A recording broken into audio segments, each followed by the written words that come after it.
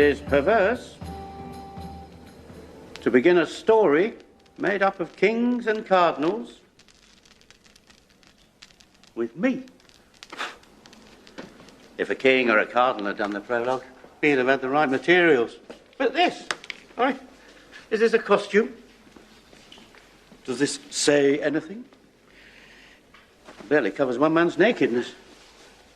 Bit of black material that reduces old Adam to the common man. Oh, if they'd let me come on naked, I'd have shown you something of my own. But for a proposition of my own, I need a costume. Matthew, the household steward to Sir Thomas More. There's company for dinner. All right. Common man. 16th century butler.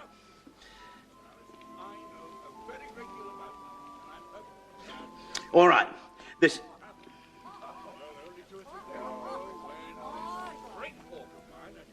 The 16th century was the century of the common man, like all the other centuries. And that's my proposition. The wine, please, Matthew. And that's Sir Thomas More. It's there, Sir Thomas. Is it good? Bless you, sir, I don't know. Bless you too, Matthew. But every man has his price. No. Master Richard Rich. Yes, in money too. No. Or pleasure. No. Titles, women, bricks and mortar. There's always something. Childish. Well, in suffering, certainly. Buy a man with suffering? No, impose suffering and offer him escape. Oh. For a moment I thought you were being profound. Not a bit profound. It then becomes a purely practical question of how to make him suffer sufficiently. And who recommended you to read Signor Machiavelli, huh? No, who, huh? Master Cromwell. Oh, he's a very able man. So he is. Yes, I say he is. He's very able. And he said that he will do something for me. I didn't know you knew him. Pardon me, Sir Thomas, but how much do you know about me? Whatever you've let me know. I've let you know everything. Richard, you should go back to Cambridge. You're deteriorating. Well, I'm not used. And do you know how much I have to show for 7 months' work? Work? Yes, work. Waiting is work when you wait as I wait. Hard. The Dean of St. Paul's has a post with a house, a servant, and £50 a year. What? What post? At the new school. A teacher? Oh, a man should go where he won't be tempted, Richard. Here, look. See this, Richard? It's beautiful. Italian silver. Do you want it? What? No joke. Keep it. Or sell it. Why, thank you. Thank you, of course. You'll sell it, won't you? Yes, I will. And buy what? Some decent clothes. Oh. I want a gown like yours. You'll get several gowns for that, I should think. It was sent to me a little while ago by some woman. Now she's put a lawsuit into the Code of Requests. It's a bribe, Richard. Oh, so you give it away, of course? Yes. To me? Well, I'm not going to keep it, and you need it, of course, if you feel it's contaminated. What? No. I'll risk it.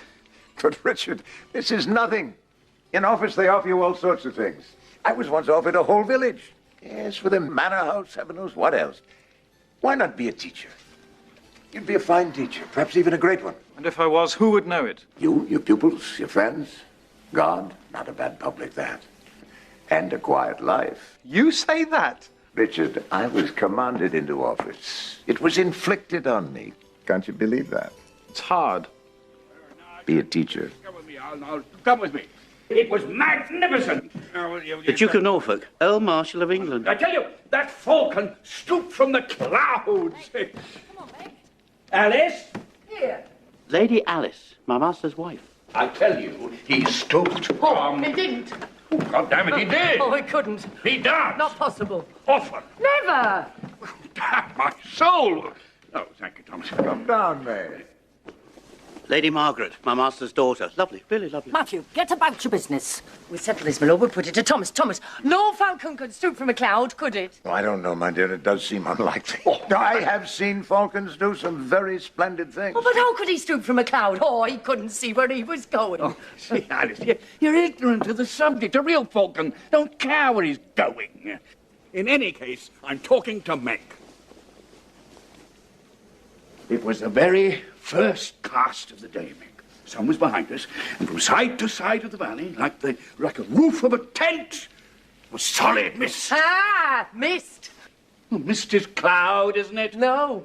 The opinion of Aristotle is that mist is an exhalation of the earth, whereas He clouds... stooped 500 feet. Like that. Like an act of God, isn't he, Thomas? He's tremendous. Tremendous. Did he kill the heron? Oh, the heron was clever. It was a royal stoop, though. And if you could ride, Alice, I'd show you. I can ride, my lord. Alice. Oh, and I'll bet 30 shilling. I see no falcon stoop from no cloud. Oh, done. Alice, you can't ride with them. Godspotty old Thomas. Remember who you are. I'm no city wife. No, you've just lost yourself 30 shillings, I should think. There are such birds. What was that of Aristotle's, Richard? Oh, nothing, Sir Thomas. It was out of place. I never found much use in Aristotle myself, not practically. Oh, great philosopher, of course, wonderful mind. Exactly, Your Grace. Master Rich is newly converted to the doctrines of Machiavelli. Oh, no. The Italian.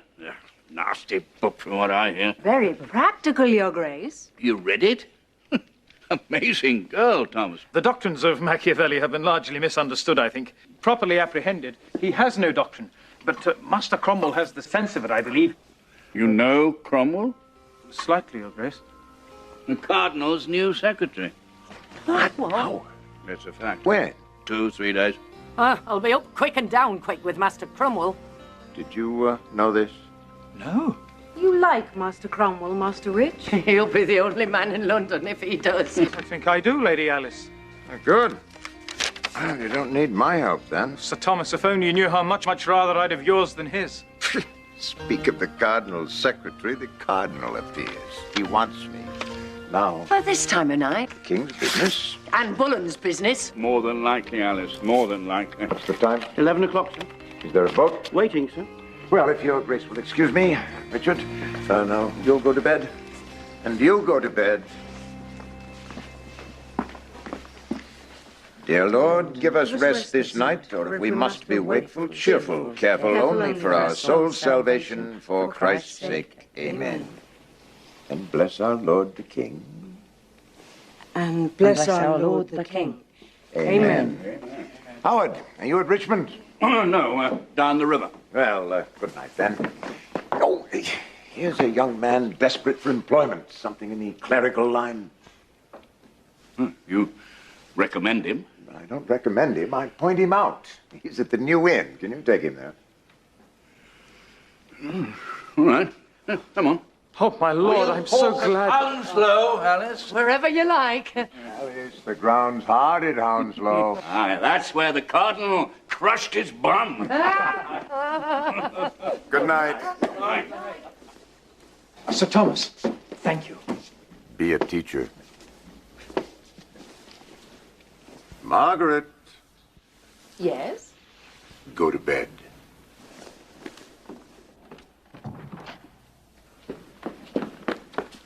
Hey. What? Oh, it's a gift, Matthew. Sir Thomas gave it to me. He gave it to me. Very nice present, sir. Yes. Well, good night, Matthew. Sir Thomas is very fond of you, sir. Oh? Here you are, Matthew. Oh, thank you, sir. That will not come to nothing. My master, Sir Thomas More, would give anything to anyone. Some say that's good, some say that's bad. I say he can't help it, and that's bad, because someday someone will ask him for something he wants to keep, and he'll be out of practice. Must be something he wants to keep, it's only common sense.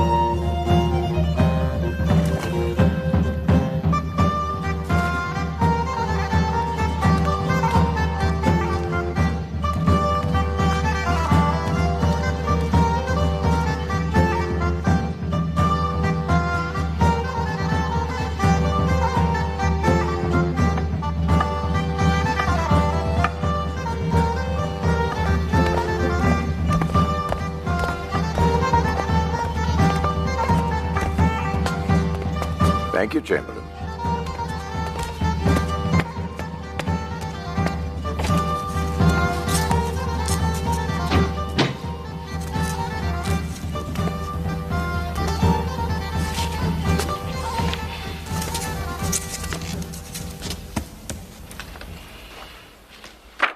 It's 1:30.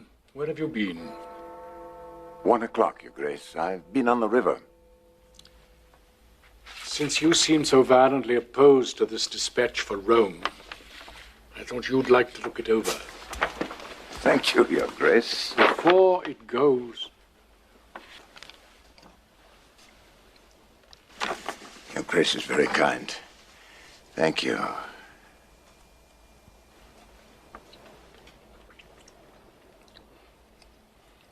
well, what do you think of it?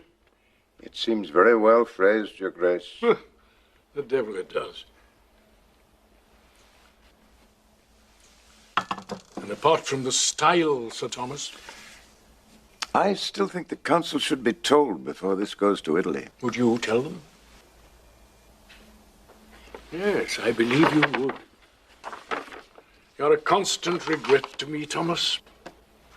If you'd only look facts flat on without that horrible moral squint. With just a little common sense, you could be a statesman. Your Grace flatters me. Don't frivol. Are you going to help me? If Your Grace will be specific. You're a plodder. Take you all together, Thomas, your scholarship, your experience. What are you?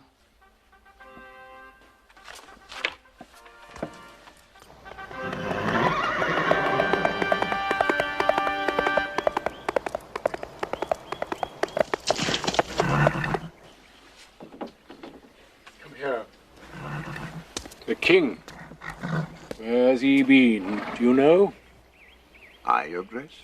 Oh, spare me your discretion. He's been out playing in the mud again with the bull-in wench. Indeed. Indeed, indeed. Are you going to oppose me?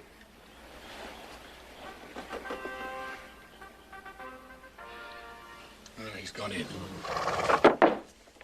All right, we'll plod. The king wants a son. What are you going to do about it? I'm very sure the king needs no advice from me on what to do about it. Oh, sit down. Do you favor a change of dynasty, Thomas? Do you think 2 Tudors are sufficient? For God's sake, Your Grace. Then the king needs a son. I repeat, what are you going to do about it? I pray for it daily. God's death, he means it. That thing out there is at least fertile, Thomas. But she's not his wife. No, Catherine's his wife, and she's as barren as a brick. Are you going to pray for a miracle? There are precedents. Yes, all right, good. Pray. Pray by all means. But in addition to prayer, there is effort. My effort is to secure a divorce. Have I your support, or have I not? A dispensation was granted so that the king might marry Queen Catherine. Now we are to ask the Pope to dispense with his dispensation?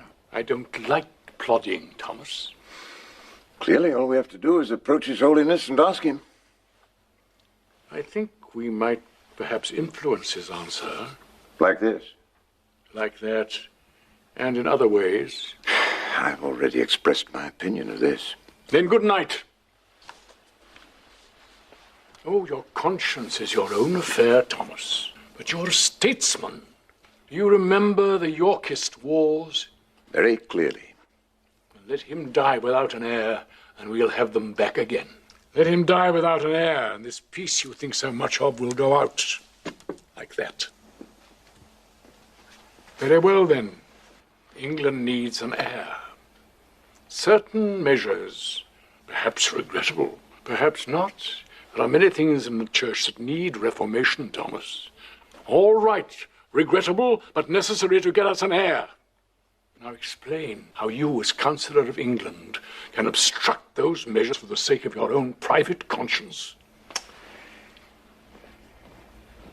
Well, I believe when a statesman forsakes his own private conscience for the sake of his public duty, he leads his country by a short route to chaos.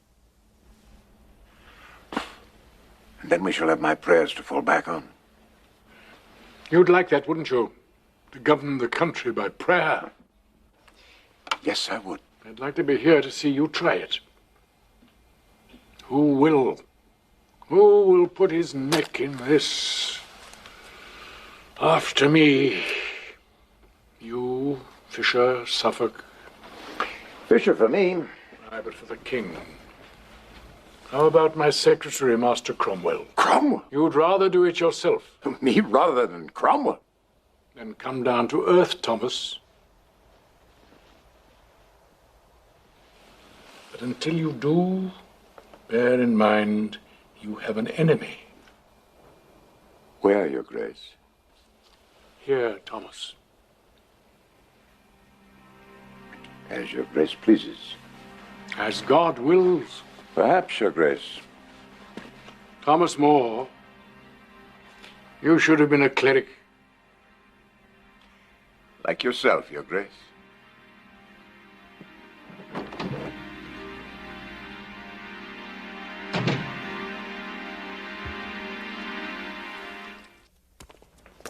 Sir Thomas More. Senor Chapuis, you're up very late, Your Excellency. So is the Cardinal, Sir Thomas. He sleeps very little. You have just left him, I think. You are correctly informed, as always. I will not ask you the subject of your conversation. No, of course not. Sir Thomas, I will be plain with you. Well, plain so far as diplomacy permits. My master, Charles, King of Spain, feels himself concerned about his father's sister, Queen Catherine, King Henry's lawful wife. Now, should she be insulted, the King of Spain would feel himself insulted. His feeling would be natural. Sir Thomas, may I ask if you and the Cardinal parted, well, how shall I say, amicably? Amicably, yes. What, in agreement? Amicably. Say no more, Sir Thomas. I understand. I hope you do, Your Excellency. You are a good man. I don't see how you deduce that from what I've just told you. I understand. You are a good man. Dominus vobiscum. Spiritu tuo.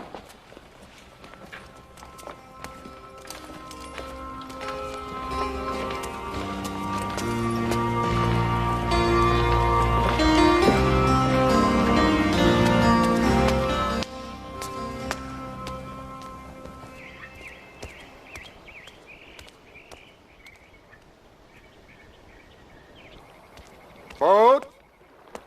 Boatman? Boatman? Boatman, please. Boat here, sir. Boatman? Yes, sir. Boatman. Take me home. I was just going home myself, sir. And find me another boat.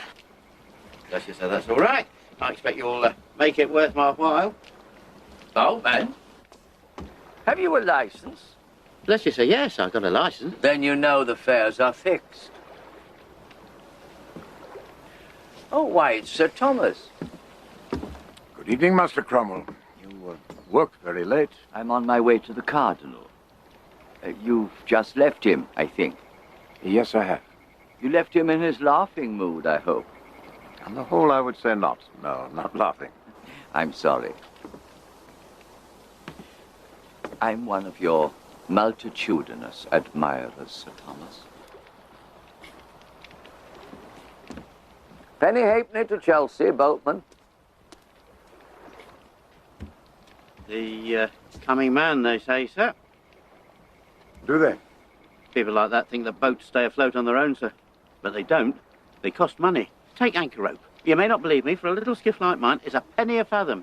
And what with a young wife, as you know, sir. Pay you what I always pay you. How is your wife? Losing her shape, sir. Losing it fast. So are we all. Oh, yes. Common. Take me home. That I will, sir. From Richmond to Chelsea, penny halfpenny. From Chelsea to Richmond, penny halfpenny. From Richmond to Chelsea, it's an easy float downstream. From Chelsea to Richmond, it's a hard pull upstream. And it's a penny halfpenny either way. Whoever makes the regulations doesn't row a boat.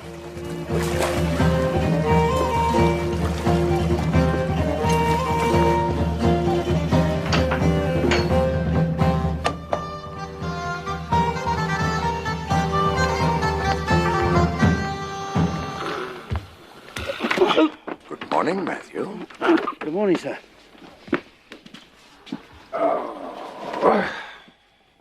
Lady Alice in bed? Yes, sir.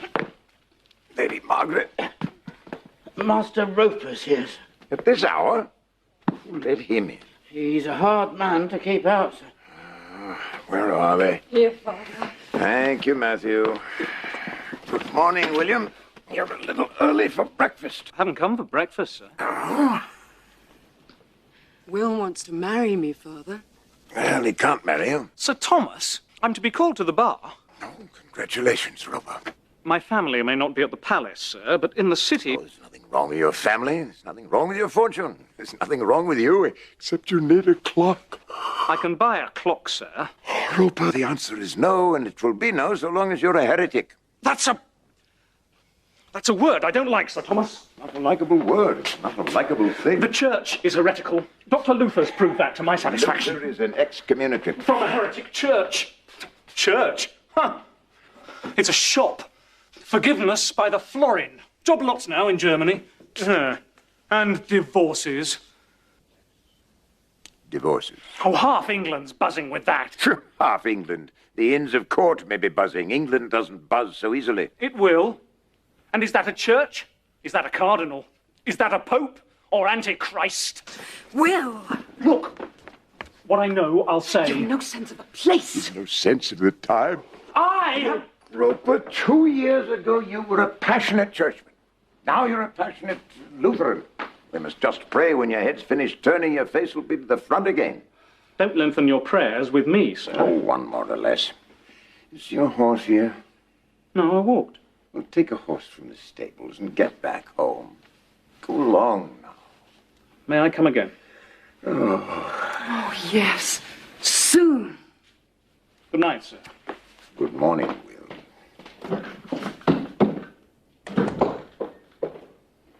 Is that final, Father? So long as he's a heretic, Meg, that is absolute. Oh, he's a nice boy. Terribly strong principles, though. I thought I told you to go to bed. Yes. Why? Because I intended you to go to bed. Oh, you're very pensive. You're very gay. Did the Cardinal talk about the divorce? You know, I think we've been on the wrong track with Will. There's no good arguing with Roper. Father, did he? Old Roper was just the same. I'll let him think he's going with the current. He'll turn right round and start swimming in the opposite direction. What we need is a really substantial attack in the church. We're going to get it, aren't we? I won't have you talk treason, Meg. I won't have you repeat lawyers' gossip either. I'm a lawyer myself. I know what it's worth. Thomas! Now look what you've done.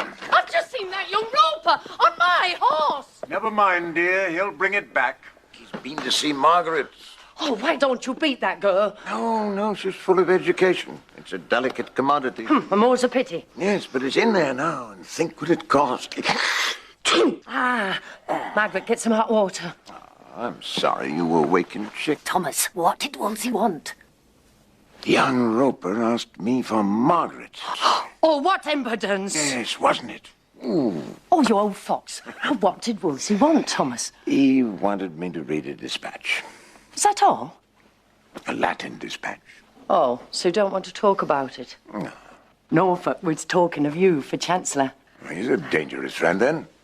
Wolsey's Chancellor. God help him, we don't need another. I don't need this. Oh, you drink it. Great men get colds in the head just the same as commoners. That's dangerous, leveling talk, Alice. Beware of the tower. You drink it. I will. I'll drink it in bed. Would you want to be Chancellor? No. That's what I said.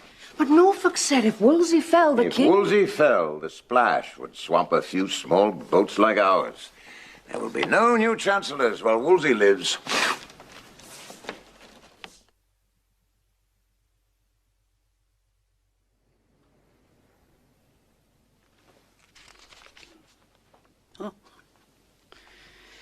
Whether we follow tradition in ascribing Wolsey's death to a broken heart, or accept a less feeling diagnosis of pulmonary pneumonia, its effective cause was the king's displeasure. He died at Leicester on the 29th of November 1530 while on his way to the Tower under charge of high treason. England's next Lord Chancellor was Sir Thomas More, a scholar and, by popular repute, a saint. His scholarship is supported by his writings. Saintliness is a quality less easy to establish. But from his willful indifference to realities, which were obvious to quite ordinary contemporaries, it seems all too probable that he had it.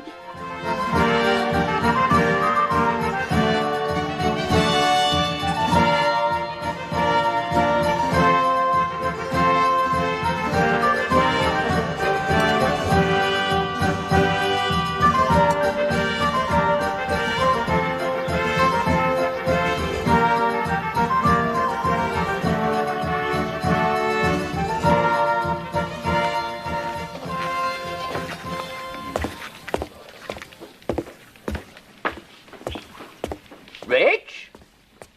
Oh, what brings you to Hampton? I came with the Duke of Norfolk last night, Master Cromwell. They're hunting again. Oh, it's a kingly pastime, Master Rich. I'm glad you found employment. You're the Duke's secretary, are you not? My work is mostly secretarial, yes. Or is it his librarian you are? Well, I do look after His Grace's library, yes. Oh, well, that's something. I don't suppose you're bothered much by His Grace in the library. You know, it's odd how differently men's fortunes flow. My late master, the Cardinal, died in disgrace, and here I am in the King's own service, and there you are in a comparative backwater. And yet the new Lord Chancellor is an old friend of yours.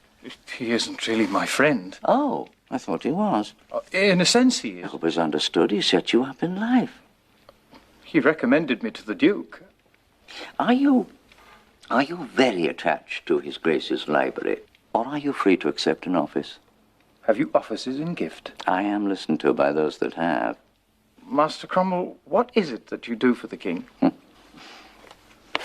Yes, I should like to know that, Master Cromwell. Ah, Senor Chapuis, you know His Excellency Rich, the Spanish ambassador, the Duke of Norfolk's librarian. But how should we introduce you, Master Cromwell, if we had the happiness? Oh, sly. Do you notice how sly he is, Rich? Well, I suppose you would call me the King's ear. It's a useful organ, the ear. But in fact, it's even simpler than that. When the King wants something done, I do it.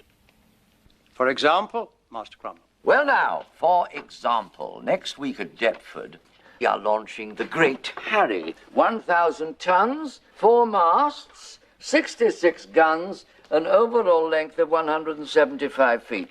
It's expected to be very effective. All this you probably know. However, you probably do not know that the King himself will guide her down the river. Oh, yes, the King himself will be her pilot.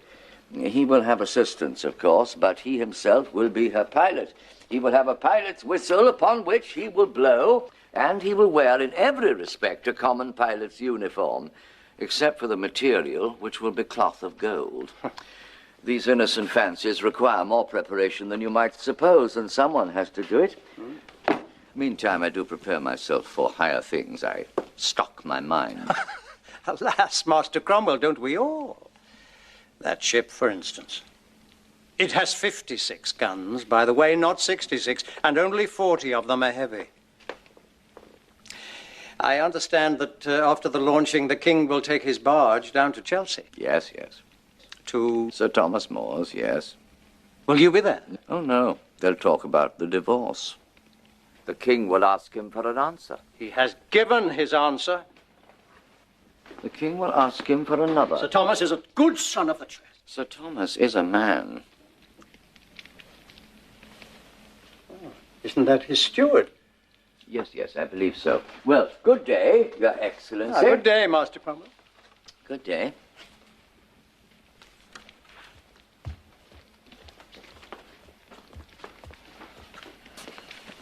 Sir, Sir Thomas doesn't talk about it. He doesn't talk about it to his wife.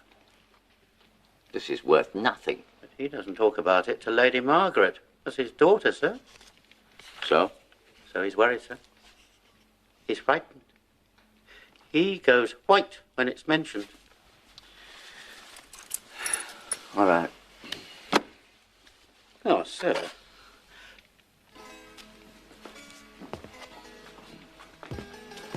Are you coming in my direction, Rich? Oh, no. Oh, I think you should, you know. I can't tell you anything. Well, Sir Thomas rises at 6 and prays for an hour and a half, sir. Yes? During Lent, he lived entirely on bread and water, sir. Yes, well, Sir Thomas is a true son of the church. That he is, sir. What did Master Cromwell want? The same as you, sir. Now, no man can serve two masters, Stuart. Indeed, no, sir. I serve one. Ah, yes. Good, simple fellow. Here, take this. And our Lord watch you. You too, sir. That is a very religious man. Psst, Matthew. Want to see you, shall we not? I've no idea, sir. What did you tell him? That Sir Thomas says his prayers and goes to confession, sir. Why that? That's what he wanted to hear, sir. Oh, I could have told him any number of things about Sir Thomas. That he has rheumatism, prefers red wine to white, is easily seasick, afraid of drowning, but that's what he wanted to hear, sir. What did he say? He said Sir Thomas was a good churchman, sir. Well, that's true, isn't it? I'm only telling you what he said, sir. Master Cromwell went that way, sir. I ask you which way Master Cromwell went?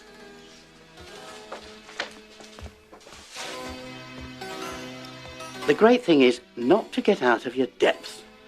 What I can tell them is common knowledge. But now they've paid money for it. And everyone wants value for his money. They'll make it a secret to prove they've not been built. They'll make a secret of it by making it dangerous. Oh, and I can't touch the bottom. I'll go deaf, blind and dumb. And that's more than I can earn in a fortnight.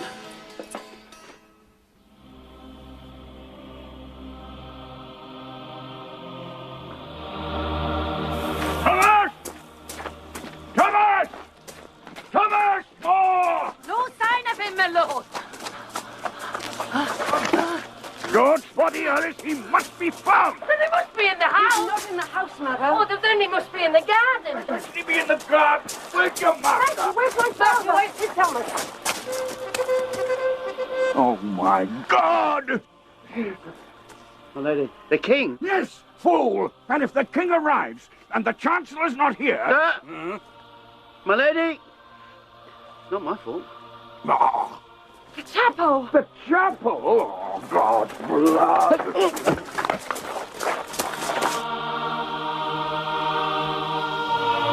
He takes things too far, Alice. Do I not know it? It went in badly for him. I know that too. This is not how Wolsey made himself great. Oh, Lord Chancellor, what sort of fooling is this? Does the king visit you every day? No, but I go to Vespers almost every day. He's here! But isn't this visit meant to be a surprise? Well, for you, yes, not for him. My Lord Chancellor, do you propose to meet the king dressed as a parish clerk? Parish clerk, my Lord Chancellor. You dishonor the king and his The office. service of God is not a dishonor to any office. Believe me, my friend, I do not belittle the honor His Majesty's doing me. Here, give him the chain. For God's sake, give him the chain. Enough's enough! Haven't you done?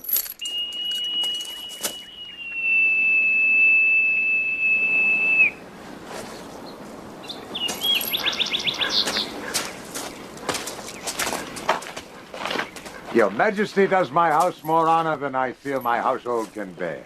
No ceremony, Thomas, no ceremony, a passing fancy. I happen to be on the river. Look, mud. We do that in better style, Your Grace, when we come by the road. Ah, the road, there's the road for me, Thomas, the river, my river. By heaven, what an evening, Lady Alice. I fear we called upon you unexpectedly. Oh, no, Your Grace. Oh, that is, yes, but we are ready to entertain you. That is, Your Grace. This is my daughter Margaret, sire. She has not yet had the honor to meet Your Grace. Why, Margaret? They told me you were a scholar. Answer, Margaret. Among women I pass for one, Your Grace. Antiquone modo Latine loqueris anox oniensi. Quem me docuit parta, Domine. Bene, optimus est. Graecamne linguam quoque te docuit. Graecam me docuit non parta mea, sed me patris amicus. Johannes Collatus, Sancti Pauli Decanus. O in litteris Graecis tamen non minusquam Latinis. As magistri minuiter discipuli stultitia. Oh. Take care, Thomas. There is no end to the making of books, and too much reading is a weariness of the flesh. Can you dance, too? Not well, Your Grace. Well, I dance superlatively. That, Margaret, is a dancer's leg.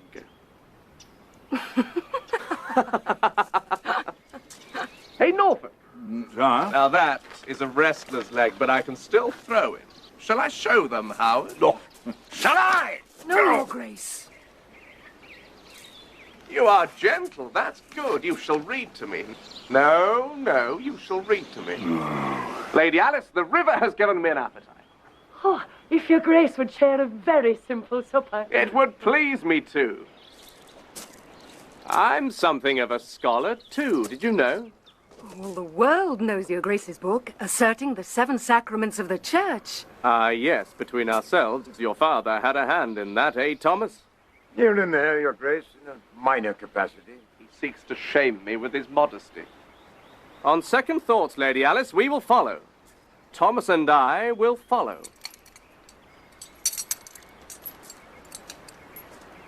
Wait! Margaret, are you fond of music? Yes, Your Grace.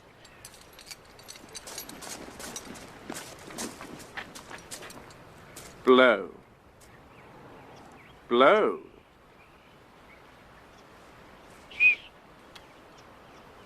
Louder.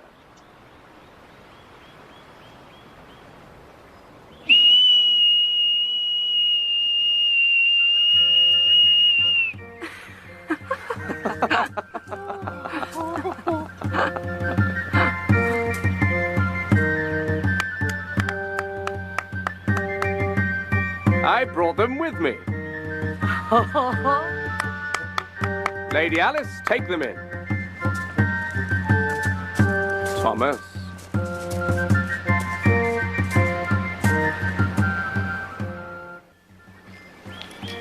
Listen to this, Thomas. Do you know it? No, Your Grace.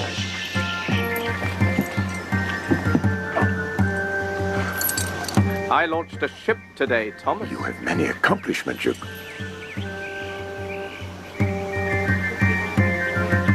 It was a great experience. A great experience, Thomas. Yes, Your Grace. I am a fool. How so, Your What Grace? else but a fool? To live in a court with a licentious mob, when I have friends with gardens. Your Grace. No courtship, no ceremony. Be seated, Thomas. You are my friend, are you not? Your Majesty. And thank God I have a friend for my Chancellor. Readier to be friends, I trust, than he was to be Chancellor. My own knowledge of my poor abilities. I will judge your abilities, Thomas. Did you know Wolsey named you for Chancellor? Wolsey? Aye, before he died. Wolsey named you, and Wolsey was no fool. He was a statesman of incomparable abilities, Your Grace. Then why did he fail me? Villainy. I was right to break him, Thomas. He was all pride. A proud man, Thomas, and he failed me! He failed me, Thomas, in the one thing that matters. The one thing that matters, Thomas, then or now. And why? Because he wanted to be Pope. Oh, yes. He wanted to be Bishop of Rome. I will tell you something, Thomas, and you can check this for yourself. It was never merry in England while there were cardinals amongst us. Remember that, Thomas. Touching this matter of my divorce. Have you thought about it since we last talked? Of little else. Then you see your way clear to me. That you should put away Queen Catherine, sire. Alas, as I think of it, I see so clearly that I cannot come with your grace, that my endeavors be not to think of it at all. Then you have not thought enough. Great God, Thomas! Why do you hold out against me in the desire of my heart, the very wick of my heart?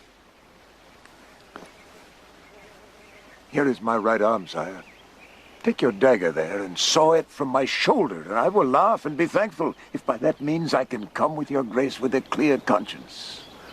I know it, Thomas. I know! I crave pardon if I offend. Speak, then. When I took the Great Seal, your Majesty promised not to pursue me in this matter. Ah, so I break my word, Master Moore! No, I'm joking. I joke roughly. I often think I'm a rough fellow. Yes, a rough young fellow. Be seated. Ah, that's a rose bay. We have one just like it at Hampton. Beautiful. You must consider, Thomas, I stand in peril of my soul. It was no marriage. She was my brother's wife. Leviticus, thou shalt not uncover the nakedness of thy brother's wife. Yes, your grace, but Deuteronomy... Deuteronomy's ambiguous. I'm not fit to meddle in these matters, sire. To me it seems a question for the Holy See. Thomas, does a man need a pope to tell him when he has sinned? It was a sin. I admit it. I repent. And God has punished me. I have no son. Son after son, she's borne me, all dead at birth or dead within the month. I never saw the hand of God so clear in anything. Oh, I have a daughter. She's a good child. A well-set child. But I have no son. It is my bounden duty to put away the Queen. And all the popes back to St. Peter shall not come between me and my duty. How is it you cannot see everyone else does? Why does your grace need my poor support? Because you are honest. And what's more to the purpose, you are known to be honest. There are those like Norfolk that follow me because I wear the crown. There are those like Master Cromwell that follow me because they are jackals with sharp teeth and I am their lion. There is a mass that follows me because it follows anything that moves.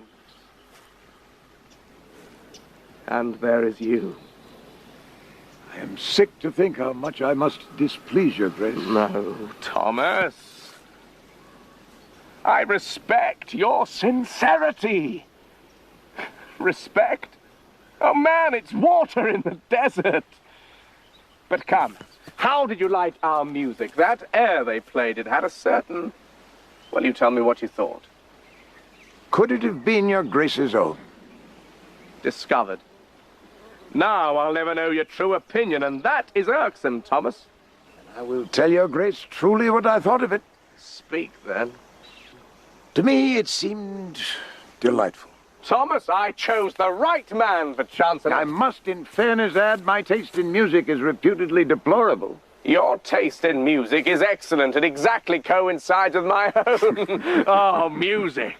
Send them back without me, Thomas. I will stay here in Chelsea and make music. My house is at your grace's disposal. Touching this other business, mark you, Thomas, I will have no opposition. Your grace? No opposition, I say. No opposition. Your conscience is your own affair, but you are my chancellor. There. You have my word. I will leave you out of it, but I do not take it kindly, Thomas, and I will have no opposition. Oh, I see how it will be.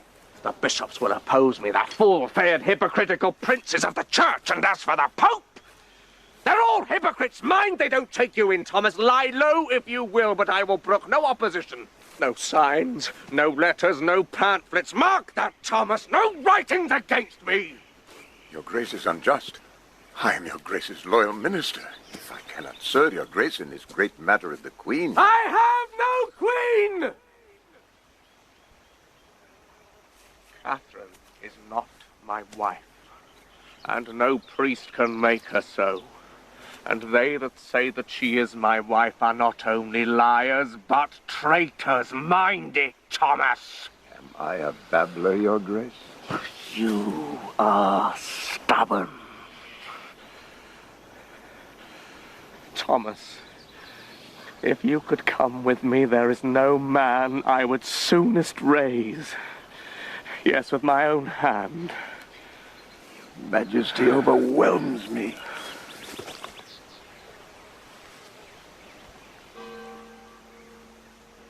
What's that? 8 o'clock. Oh, lift yourself up, man. Lift yourself up. Have I not promised? Shall we eat? Your grace pleases. 8 o'clock, you said, Thomas? I was forgetting the tide. The tide will be changing, Thomas. I'd better go. Your Grace, I'm sorry. I must catch the tide, Thomas, or I won't get back to Richmond till... Don't come, tell Norfolk. Ah, Lady Alice, I must go. I want to catch the tide. To tell you the truth, Lady Alice, I quite forgot in your haven here how time flows past outside. Affairs call me to court, so I give you my thanks and say good night. Good night, Your Grace. Good night, Your Grace. What's this? You crossed him? Why? I couldn't find the other way. You're too nice altogether, Thomas. Woman, mind your house. I am minding my house.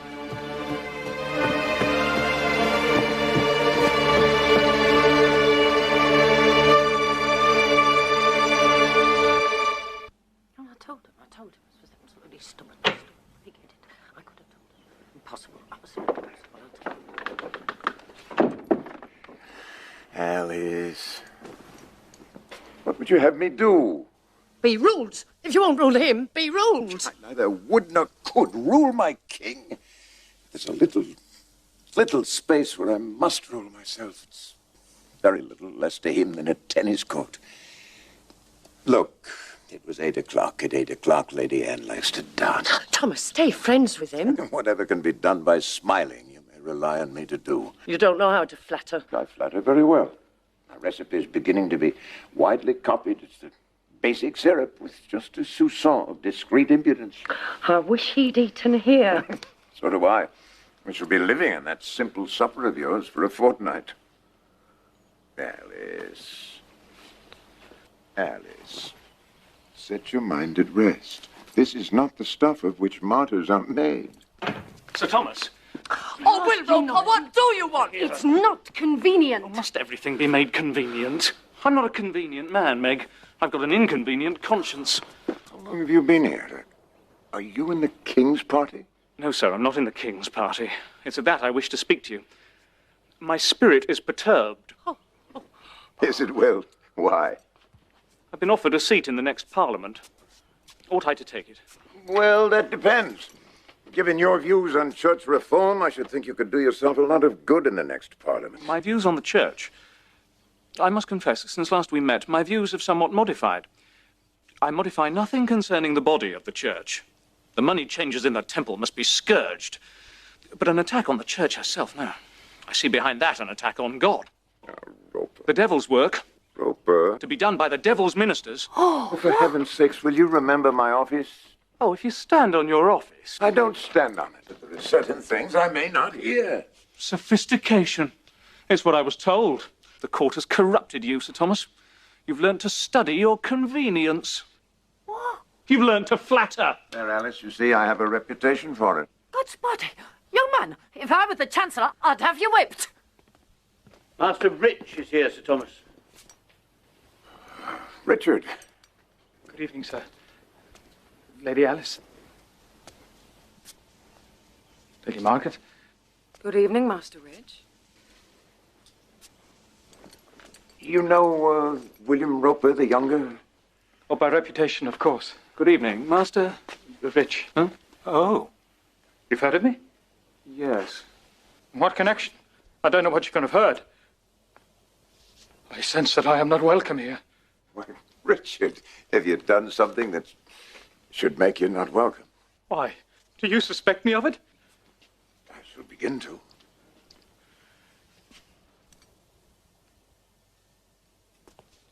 Cromwell is asking questions about you. About you particularly. He's continually collecting information about you. Yes, I know that. And that's one of his sources. Of course. It's one of my servants. Thank you, Matthew. Signor Chapuis, the Spanish ambassador... Collects information, too. That's one of his functions. You look at me as though I were an enemy. Why, Richard, you're shaking. I'm adrift. Help me. How? Employ me. No. Employ me!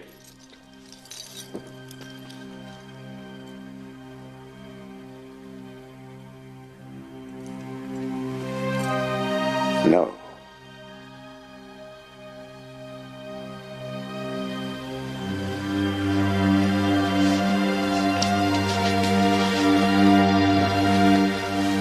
I would be steadfast. Richard, you couldn't answer for yourself even so far as tonight.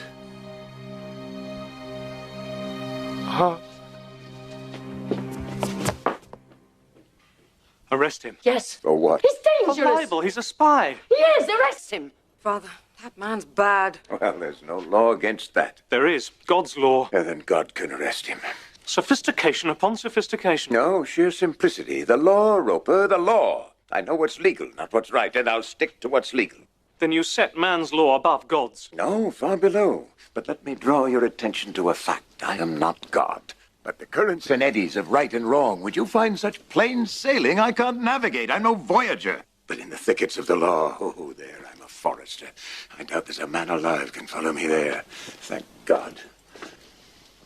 While you talk, he's gone. And go he sure to be with the devil himself until he broke the law. So now you'd give the devil benefit of law? Yes. What would you do? Cut a great road through the law to get after the devil? I'd cut down every law in England to do that. Ah. And when the last law was down and the devil turned round on you, where would you hide, Roper? The laws all being flat. This country's planted thick with laws. From coast to coast, man's laws, not God's. And if you cut them down, and you're just the man to do it, do you really think you could stand upright in the winds that would blow then? Yes, I'd give the devil benefit of law for my own safety's sake. I've long suspected this. This is the golden calf. The law's your God. Roper, you are a fool. God's my God, but I find him rather too subtle. I don't know where he is, nor what he wants. My God wants service, to the end and unremitting, nothing else. You sure that's God? Sounds like Moloch. It may be God, but whoever hunts for me, God or devil, will find me hiding in the thickets of the law, and I'll hide my daughter with me, too. Not hoist her up the mainmast of your seagoing principles. They put about too nimbly.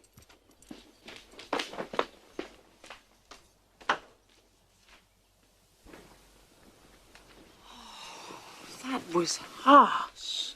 What's happened here? You can't abide a fool, that's all. Be off. Hide you? Hide you from what?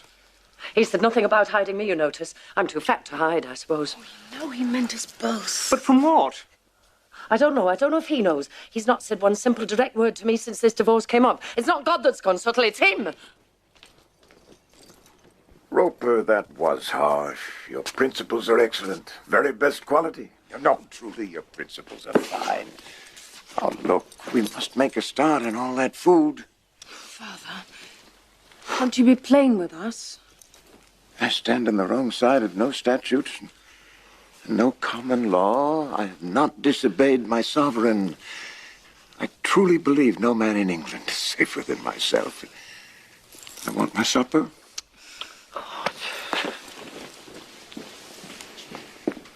We shall need your assistance, Will.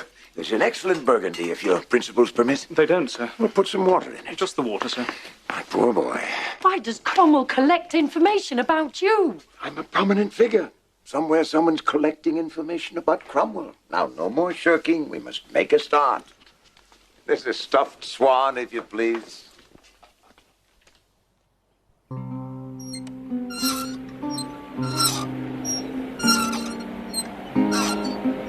The Loyal Subject. A pub.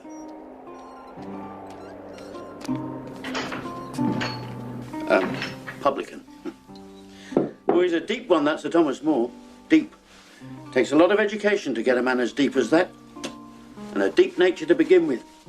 The likes of me can hardly be expected to follow the processes of a man like that. Can we? Right, ready. Ready, sir. Is this a good place for a conspiracy, innkeeper? You asked for a private room, sir. I want somewhere without too many little dark corners. I don't understand you, sir. There's only 4 corners, as you see. And them barrels. You don't understand me? That's right, sir.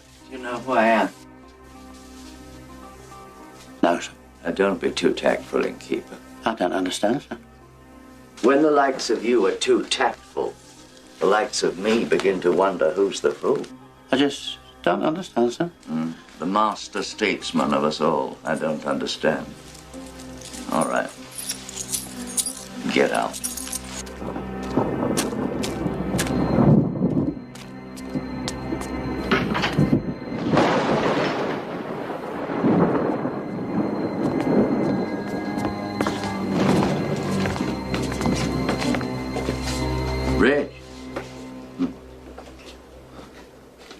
Yes, it may be I am a little intoxicated. But not just with alcohol. With success. Who has a strong head for success, eh? None of us gets enough of it. Except kings, and they're born drunk. Success? What success? Guess. Collector of revenues for York. Oh, you do keep your ears close to the ground, don't you? Now. What then? Sir Thomas Paget is retiring. Secretary to the council? Yes. Just astonishing, isn't it? Oh, no. I mean, one sees that it's logical. No ceremony, no courtship. Be seated. As His Majesty would say. There now. Do you see how I trust you? I'd never repeat or report anything like that. Oh? What kind of thing would you repeat or report? Well, nothing said in friendship. May I say friendship? Oh, yes, if you like. But do you really mean that you would never repeat or report anything? Yes. No, but seriously. Why, yes. Rich. Seriously. Well, it would depend what I was offered. But now, don't just say it to please me. It's true. It would depend what I was offered. Everyone knows it, but not many people can say it. There are some things one wouldn't do for anything, surely. Well, that idea's like those lifelines you see on the embankment. Comforting, but you don't expect to have to use them. Well, congratulations. On what? I think you'd make a good collector of revenues for York Diocese. Is it in your gift? Will be. What do I have to do for it? Nothing. It's not like that, Rich. There are no rules with rewards and penalties. So much wickedness purchases so much worldly prospering. Are you sure you're not religious? Almost sure. Right. Get sure. No, not like that. It's much more a matter of convenience. Administrative convenience. Now, normally, when a man wants to change his woman, you let him if it's convenient and you prevent him if it's not. But the constant factor is this element of convenience. Whose convenience? Oh, ours. But everybody's too. However, in the present circumstances, the man who wants to change his woman is our sovereign Lord King Harry, by grace of God, the 8th of that name, which is a quaint way of saying, if he wants to change his woman, he will. So that becomes the constant factor. And it's our job as administrators to make it as convenient as we can. I say our job on the assumption that you'll take this post at York I've offered you. Yes.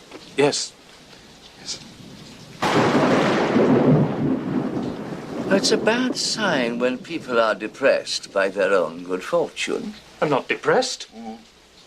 You look depressed.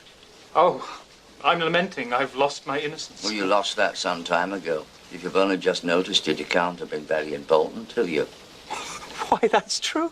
I can't. We experience a sense of release, do we, Master Rich? An unfamiliar freshness in the head, as of open air. Collector of revenues isn't bad. Yeah, not bad for a start. Now, our present Lord Chancellor. Oh, there's an innocent man. The odd thing is, he is. Oh, yes, I say he is. The trouble is, his innocence is tangled in this proposition that you can't change a woman without a divorce, and you can't get a divorce unless the Pope says so. And from this quite meaningless circumstance, I fear some degree of... Administrative inconvenience? Just so. That goblet he gave you, how much was it worth? Come along, Rich. He gave you a silver goblet. How much did you get for it? 50 shillings. Could you take me to the shop? Yes. Where did he get it?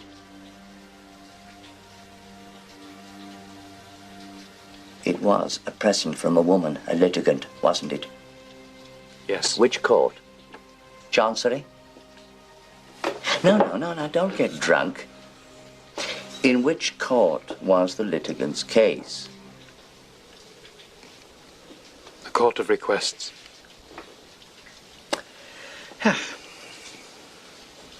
There now. That wasn't too painful, was it? No. That's all there is. And it'll be easier next time. What use are they, these bits of information that you collect? Oh, none at all, usually. But sometimes? Well, there are these men. You know, upright, steadfast men who want themselves to be the constant factor in the situation, which, of course, they can't be. The situation rolls forward in any case. So what happens? Well, if they've got any sense, they get out of the way. What if they haven't got any sense?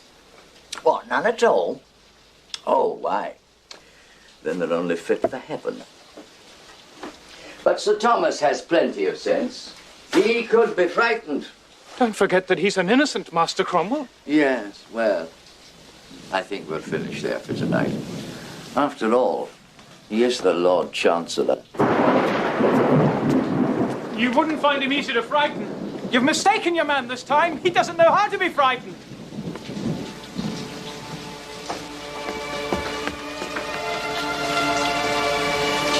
He doesn't know how to be frightened. Why, then he never put his hand in a candle, did he?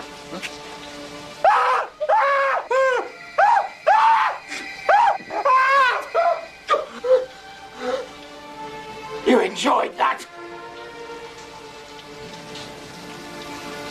You enjoyed it.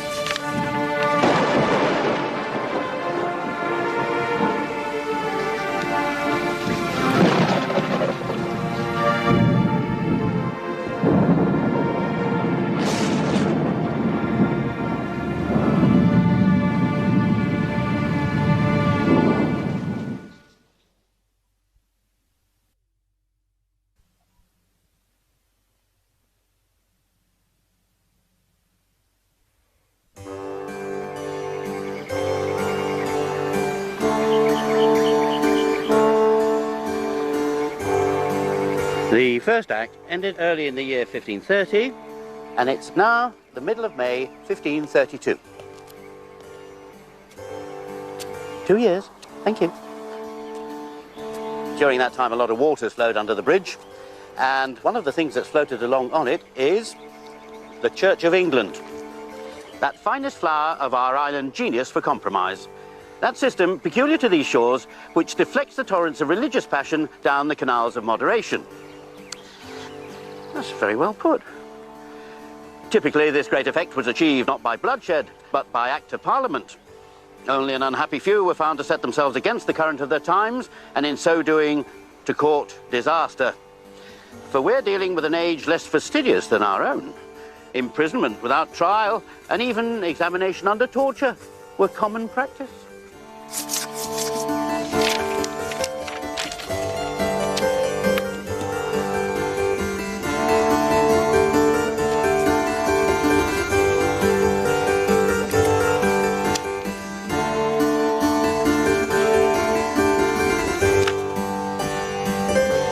Hampton Court, Sir Thomas. Yes. Must you wear those clothes, Will? Yes, I must. Why? The time has come for decent men to declare their allegiance. What allegiance are those designed to express? My allegiance to the church. Well, you look like a Spaniard. All credit to Spain, then. Oh, you wouldn't last 6 months in Spain. You'd have been burnt alive in Spain during your heretic periods. I suppose you have the right to remind me of it. That chain of office that you wear is a degradation. It's no degradation. Great men have worn this. I told you before. If the English bishops submit to the king today, I'll take it off. What do you expect to hear from them? About now. I was promised an immediate message. I don't see what difference the bishops can make. The church is already a wing of the palace, is it not?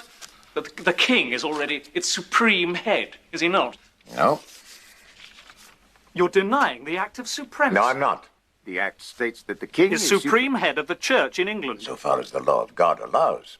How far the Lord God does allow it remains a matter of opinion, since the Act doesn't state it. A legal quibble. Call it what you like. It's there, thank God.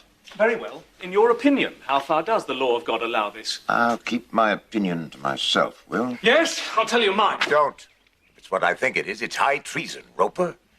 Will you remember you've a wife now and may have children? Why must he remember that? To keep myself discreet. Oh, then I'd rather you forgot it. You're both idiots. Our children. All saints. Oh, Father, Senior Chapuis has come to see you. Your Excellency. All saints, my lord. Ah, that's it, of course. Saints. Turn your head a bit, Roper. Yes, I think I do detect a faint radiance. Will, you should have told us. Oh, come, my lord. You too at this time are not free from some suspicion of saintliness. I don't like the sound of that, Your Excellency. What do you require of me? Well, may not I come simply to pay my respects to the English Socrates? I've no taste for hemlock, if that's what you mean. God forbid. But must I require anything? After all, we are brothers in Christ, you and I. Along with the rest of humanity. You live in Cheapside, Signor. Well, to reach a brother in Christ, you've only to open a window and empty your chamber pot. There was no need to come all the way to Chelsea. William, the Spanish ambassador is here on business. Would you mind? Ah, no, I protest. Dominus vobiscum, Fili me. Et cum spiritu tuo, excellencies. My lord, I cannot believe that you will allow yourself to be associated with the recent actions of King Henry in respect of Queen Catherine. Subjects are associated with the actions of kings willy-nilly. The Lord Chancellor is not an ordinary subject. He bears responsibility for what is done. Has it occurred to you that what has been done not well might have been done worse with a different chancellor? Ah, believe me, Sir Thomas, your influence in these policies has been much searched for and praised where it has been found. But there comes a point, does there not? Comes a point? When the sufferings of one unfortunate lady swell to an open attack on the religion of an entire country, that point is... What do you want?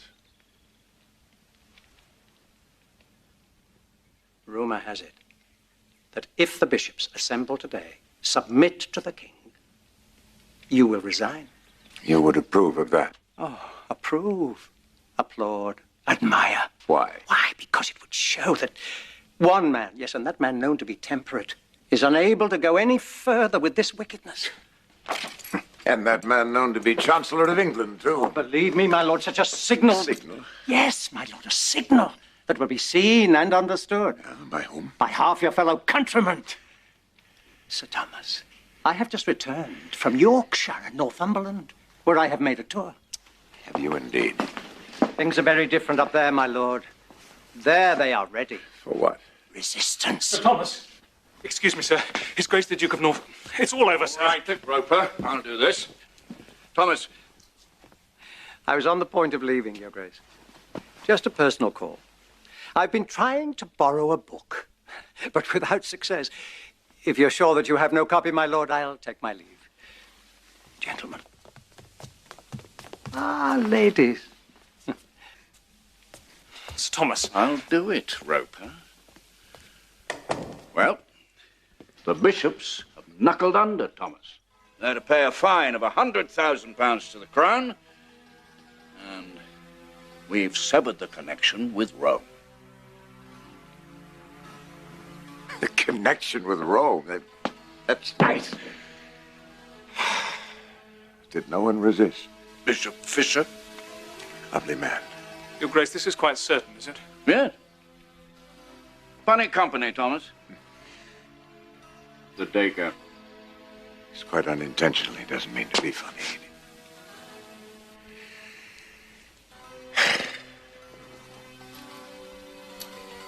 Oh, help me with this, would you? Not I.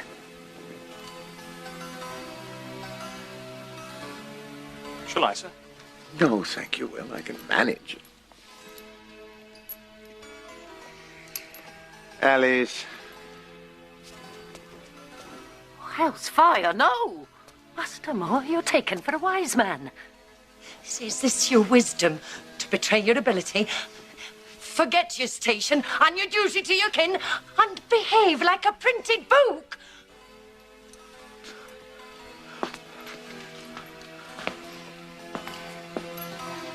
Margaret, will you? If you want.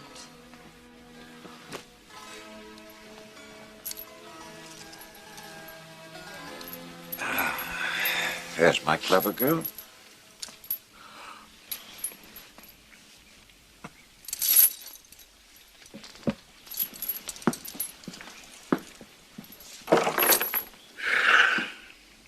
Well, Thomas, why?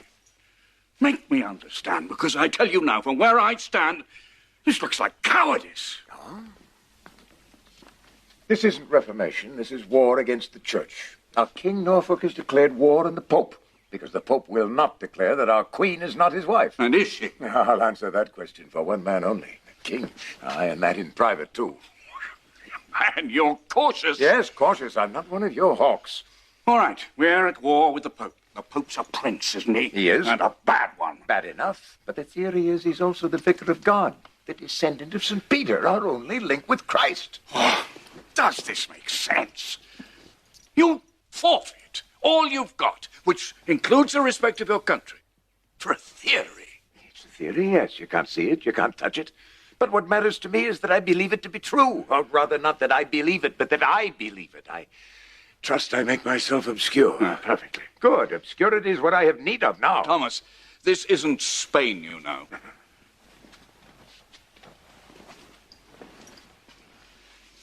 Have I your word that what we say here is between us and has no existence beyond these walls? Very well. And if the king should command you to repeat what I say? Oh, keep my word to you. Then what becomes of your oath of obedience to the king? Lay traps for me. No, I show you the time. Why do you insult me with your lawyer's tricks? Because I'm afraid. Oh.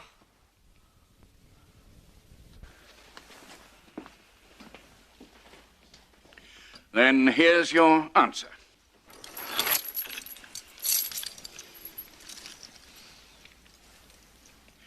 The king accepts your resignation very sadly. He is mindful of your goodness and past loyalty, and in any matter concerning your honor or welfare, he will be your good lord. So much for your fear. You will convey my humble gratitude. I will. Good day, Lady Alice. I'd rather deal with you than your husband. Oh, Howard. Senor Chapuis told me he's just made a tour of the North Country. He thinks we shall have trouble there. So do I. Yes, what sort of trouble? The church, the old church, is very strong up there. Oh. I'm serious, Howard. Keep a close eye on the Scots border this next year, and remember the French alliance. We will. We do. And as for the Dago, Thomas, it may perhaps relieve your mind to know that one of Secretary Cromwell's agents made the tour with him. Oh. Well, of course, if Master Cromwell has matters in hand. He has. But thanks for the information. It's good to know you still have some vestige of patriotism. Norfolk!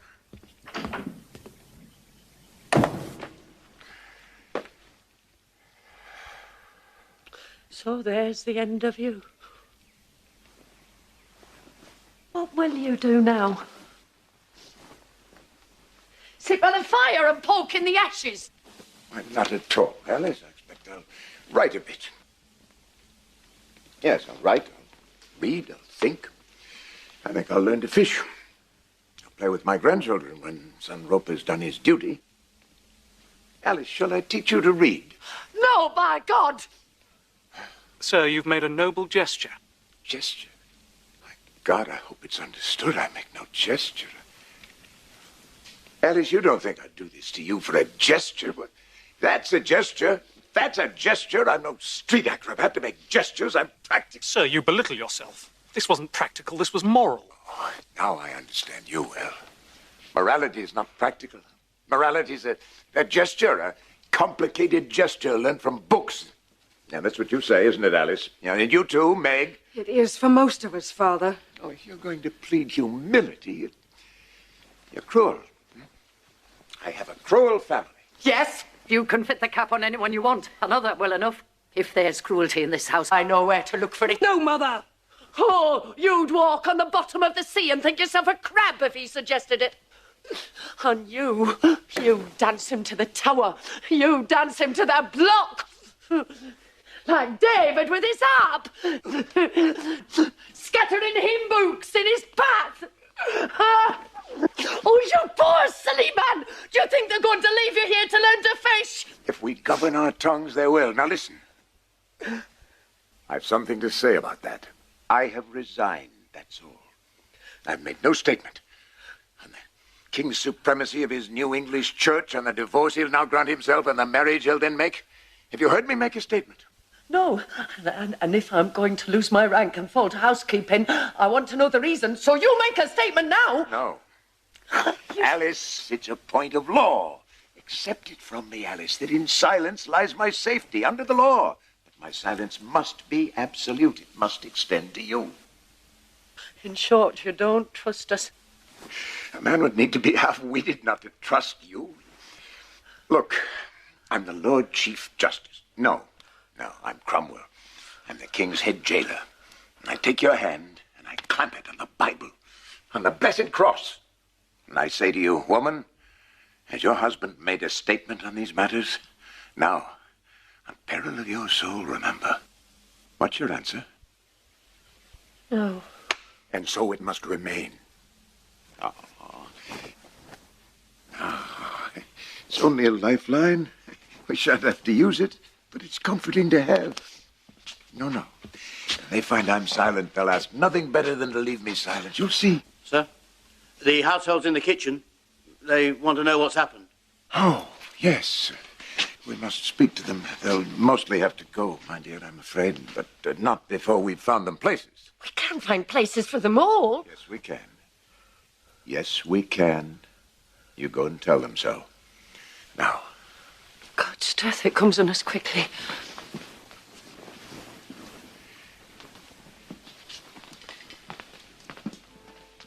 Well, Matthew, what about you?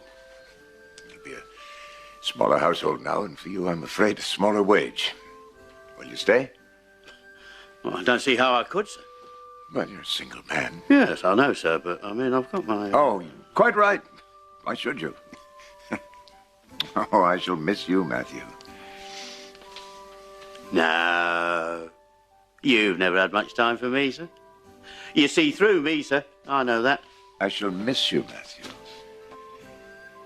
I shall miss you.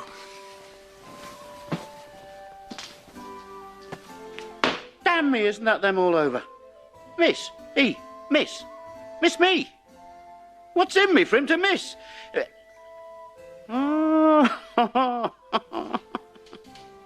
I nearly fell for it. Matthew, will you kindly take a cut in your wages? No, Sir Thomas, I will not. That's it. That's all of it. All right, so he's down in his luck. I'm sorry. I don't mind saying that. I'm sorry. Bad luck.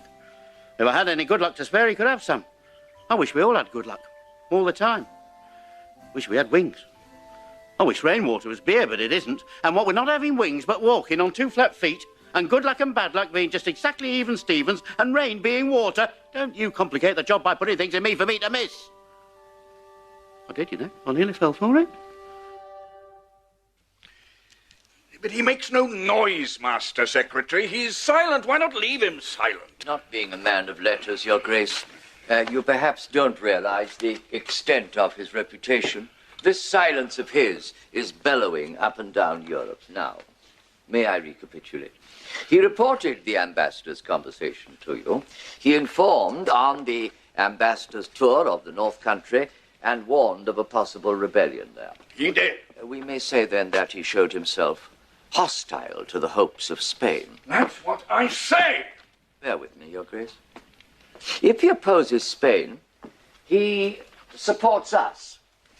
Well, surely that follows, or do you see some third alternative? Well, that's the line-up, all right, and I may say, Thomas More... Thomas More will line up on the right side. Yes.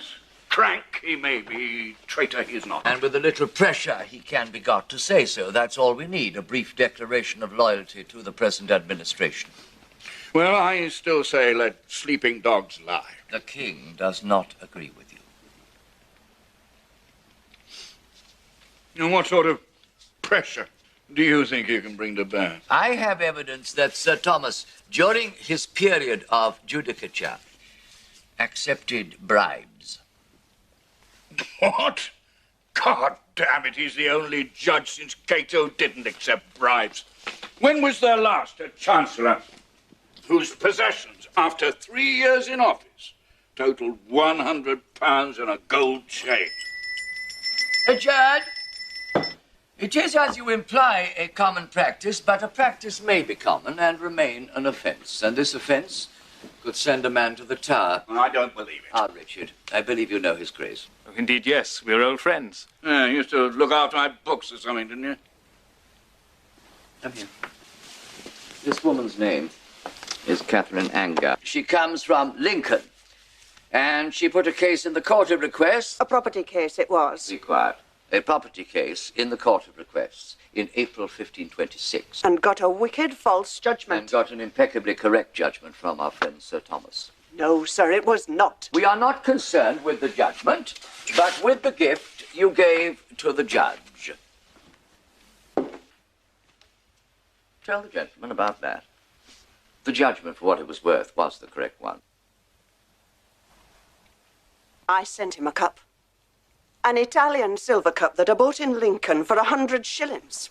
Did Sir Thomas accept this cup? Well, I sent it. He did accept it. We can corroborate that. You may go. I want to... Go!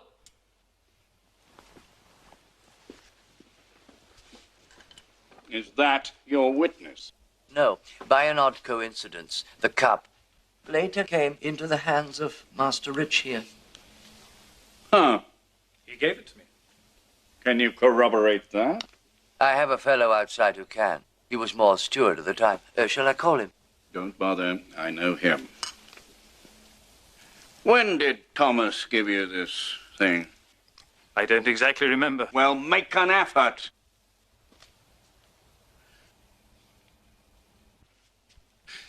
Wait. I can tell you. I can tell you. It was that spring. It was that evening that we were there together. You had a cup with you when we left. Was this it? It may have been. Did he often give you cups? I don't suppose so, Your Grace. This was it, then? Yes. And it was April. It was the April of 26, the very month that cow first put her case before him. In other words, the moment he knew it was a bribe, he got rid of it.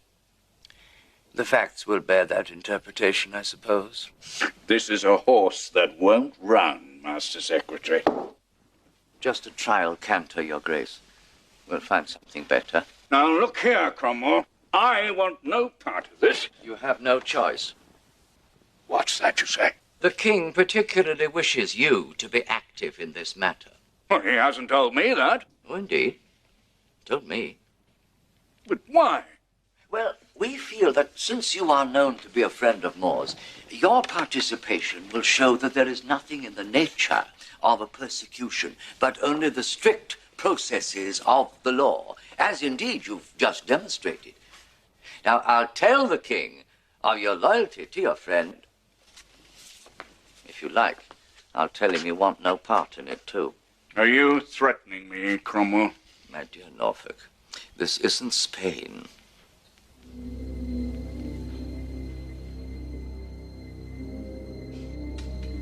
Ugh.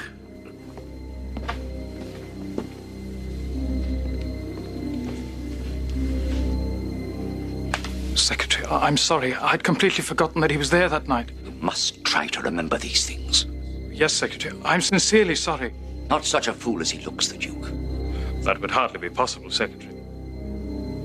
Sir Thomas is going to be a slippery fish, Richard. We need a net with a finer mesh. Yes, Secretary? We'll weave one for him, shall we? You and I. I'm only anxious to do what is correct, Secretary. Oh, yes, Richard. I know you're absolutely right. It must be done by law. It's just a matter of finding the right law.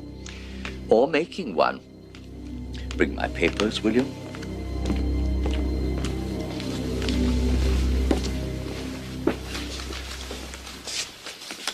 Could we have a word now, sir? We don't require you after all, Matthew. No, sir. But about the... Oh, yes. Well, I begin to need a steward, certainly. My household is expanding. But as I remember, Matthew, your attitude to me was sometimes disrespectful. Oh, I must contradict you there, sir. That's your imagination, sir. You see, in those days, sir, you still had your way to make. And a gentleman in that position often imagines these things. And then, when he's reached his proper level, he stops thinking about it. Well, I don't think you find people disrespectful nowadays, do you, sir? There may be something in that. Bring my papers. I'll permit no breath of insolence. No, I should hope not, sir. Well, I can manage this one. It's just my size. My husband is coming down, Your Excellency. Ah, thank you, madam. And I beg you to be gone before he does. Madam, I have a royal commission to perform. Aye, so you said. For sheer barbarity, commend me to a good-hearted Englishwoman. It's very cold, Excellency. Yes. I remember when these rooms were warm enough. Thus it is to incur the enmity of a king. A heretic king. Ah, Your Excellency. Ah, Sir Thomas. Is this another personal visit, or is it official? It falls between the two, Sir Thomas. Official, then? No. I bring a personal letter for you. Oh, from whom? From my master, King Charles. Why, you will take it. I will not lay a finger on it. But it is in no way an affair of state. It expresses my master's admiration for the stand that you have taken over the so-called divorce of Queen Catherine. I have taken no stand. Well, no, Sir Thomas, but your views are well known. My views are much guessed at. Come, sir, could you undertake to convince King Harry that this letter is in no way an affair of state? Oh, believe me, Sir Thomas, I have taken every precaution. I've come here very much incognito, very nearly in disguise. You misunderstand me, sir. It's not a matter of your precaution, but my duty, which would be to take that letter immediately to the king. But, Sir Thomas, your view... Now, well known, you say. Seems my loyalty to my king is less so. Look, Father. Will's getting more. Oh, well done, well done. Oh, it's dry, too. It's bracken, Your Excellency. We burn it. Alice, look at this. Aye? Your Excellency, may I? This is a letter from the King of Spain. I want you to see it has not been opened. I have declined it. You see, the seal has not been broken. I wish I could ask you to stay, Your Excellency. The bracken fire's a luxury. One I must forego. Come. May I say, I am sure my master's admiration will not be diminished. Luxury. Well, it is a luxury while it lasts.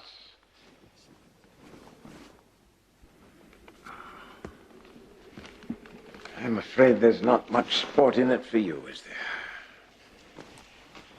Alice, that money from the bishops, I can't take it. I wish, heavens, how I wish I could, but I can't. I didn't think you would.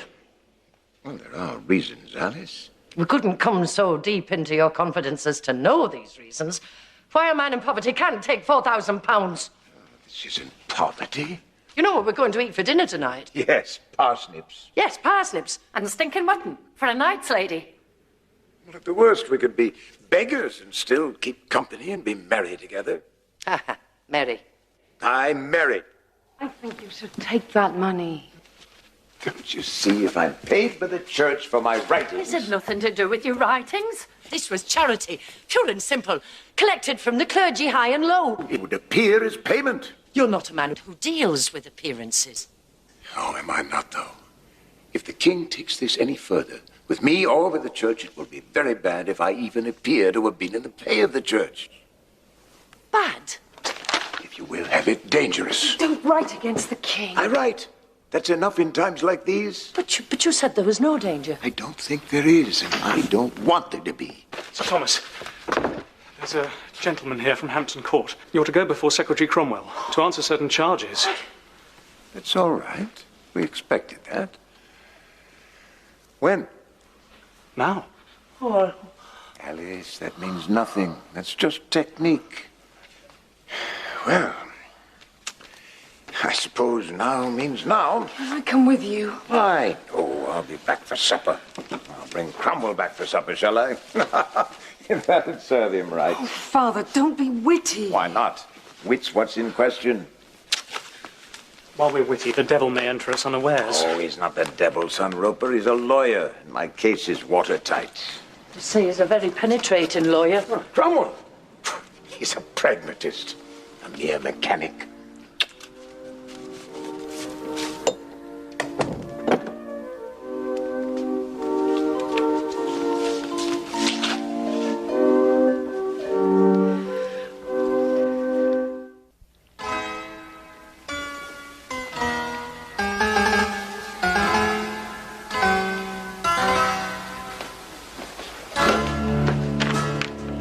Sir Thomas. Richard.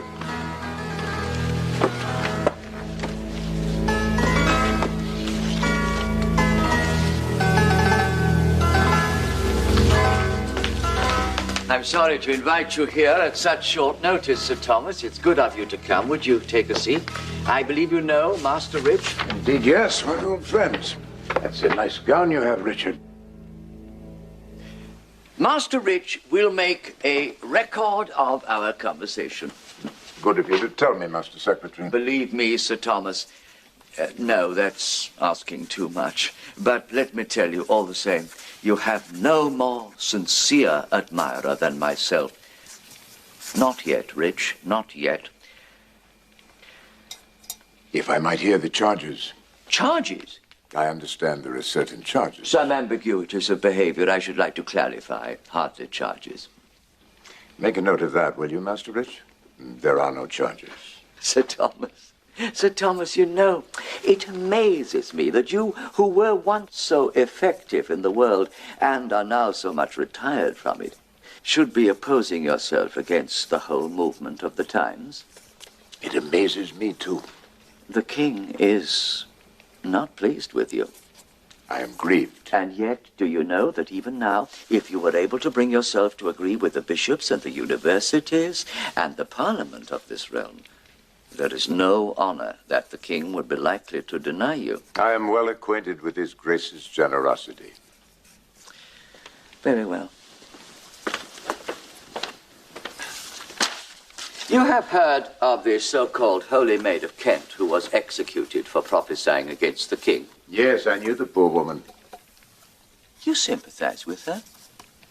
She was ignorant and misguided. She was a bit mad, I think, and she has paid for her folly. Naturally, I sympathize with her. You admit meeting her. You met her, and yet you did not warn His Majesty of her treason. How was that? She spoke no treason. Our conversation was not political. Oh, my dear Moore, the woman was notorious. You expect me to believe that? Happily, there are witnesses.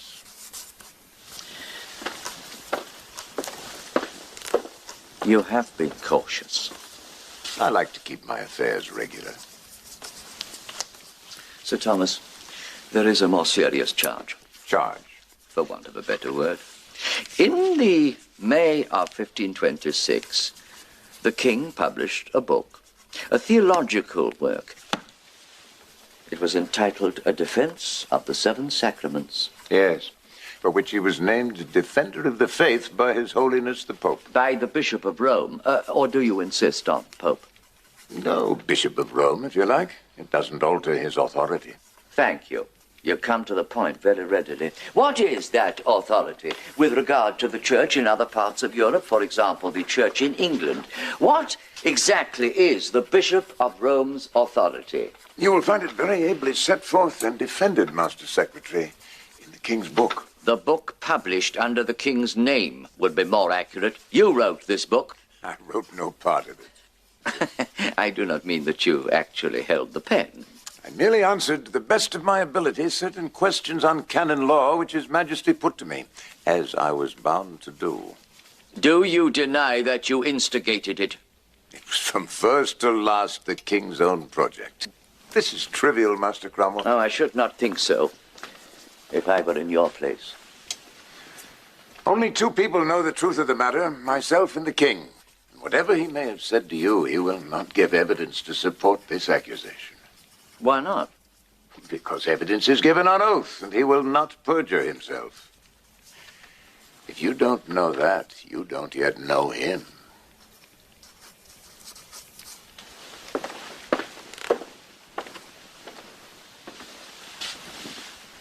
Sir Thomas More, is there anything that you wish to say to me concerning the King's marriage with Queen Anne? I understood I was not to be asked that again. Evidently, you understood wrongly. These charges... A terror's for children, Master Cromwell, not me.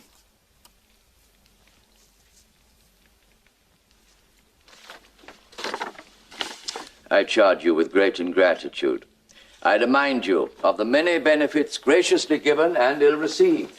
I tell you that no King of England ever had nor could have so villainous a servant, nor so traitorous a subject as yourself. These are not my words, Sir Thomas.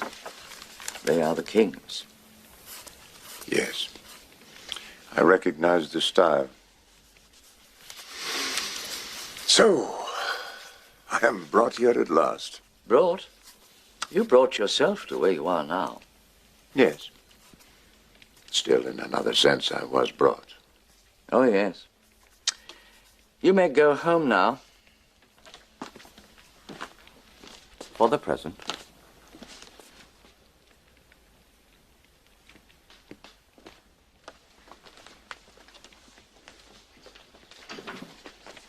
I don't like him as well as I did. There's a man who raises a gale and won't come out of harbor. Do you still think that you can frighten him? Oh, yes. Well, what will you do now, then? Oh, be quiet, Rich. We'll do whatever's necessary. The King is a man of conscience. He wants either Sir Thomas More to bless his marriage or Sir Thomas More destroyed. Either will do. They seem odd alternatives, Secretary. Yeah, do they? That's because you're not a man of conscience. If the King destroys a man, that is proof to the King that it must have been a bad man. The kind of man a man of conscience ought to destroy. And, of course, a bad man's blessings, not worth having. So, either will do. I see. Oh, there's no going back, Rich. I find we've made ourselves the keepers of this conscience. And it's ravenous.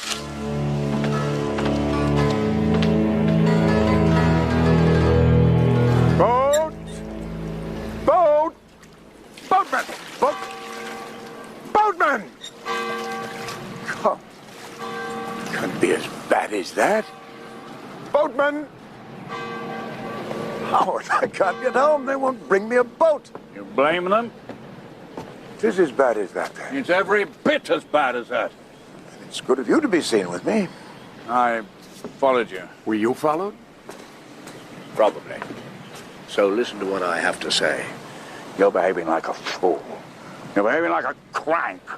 You're not behaving like a gentleman. All right, I know that means nothing to you, but what about your friends? What about them? God damn it, you're dangerous to know. Then don't know me. Look, there's one thing further. You must have realized by now that there's a policy in regards to you. Mm-hmm. The King is using me in it. Oh, that's clever. That's Cromwell. You're between the upper and the nether millstones, then. I am. Howard, you must cease to know me. I do know you. I wish to God I didn't, but I don't. I mean as a friend. You are my friend. I can't relieve you of your obedience to the king, Howard. You must relieve yourself of our friendship. No one's safe now. You have a son. You might just as well advise a man to change the color of his hair. I'm fond of you, and there it is. You're fond of me, and there it is. What's to be done, then? Give in. I can't give in. You might as well advise a man to change the color of his eyes. I can't, Howard. Our friendship's more mutable than that. Oh. So the one fixed point in a world of changing friendships is that Thomas More will not give in. Well, for me, it has to be. That's myself. Affection runs as deep in me as you, I think, but only God is love right through, Howard. That's myself. And who are you? Oh, damn it, man, it's disproportionate. We're supposed to be the arrogant ones, the proud, splenetic ones, and we've all given in. Why must you stand out?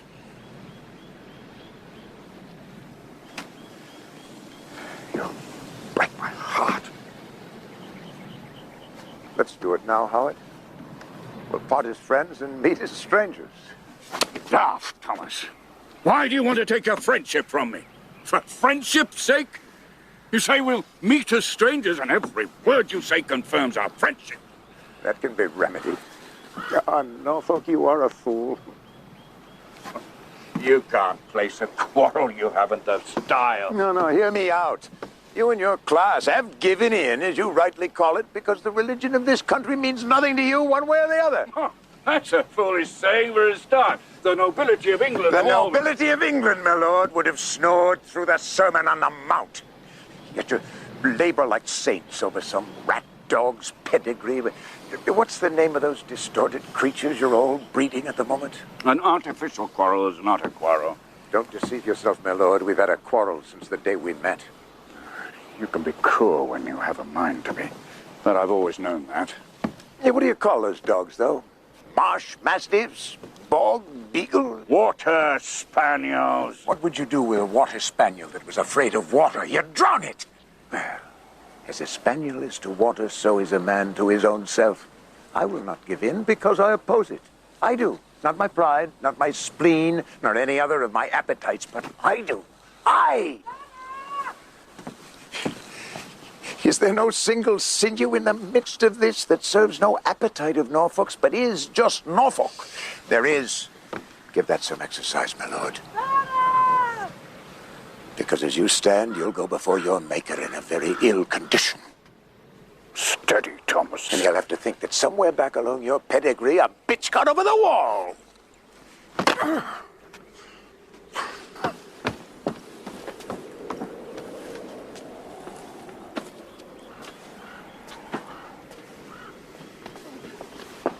Father, what was that? That was Norfolk.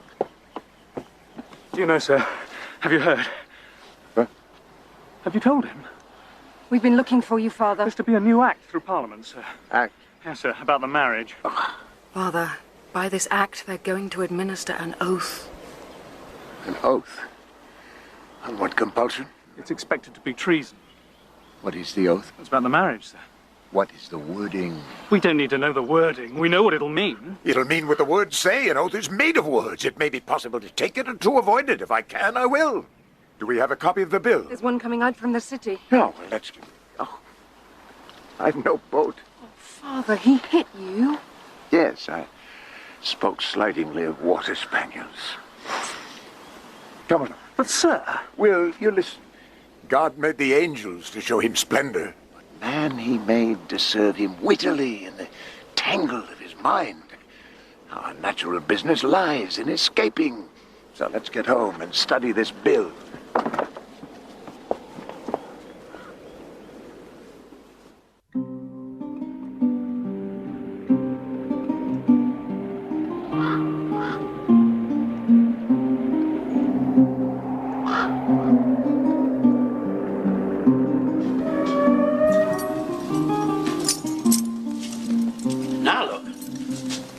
Jailer.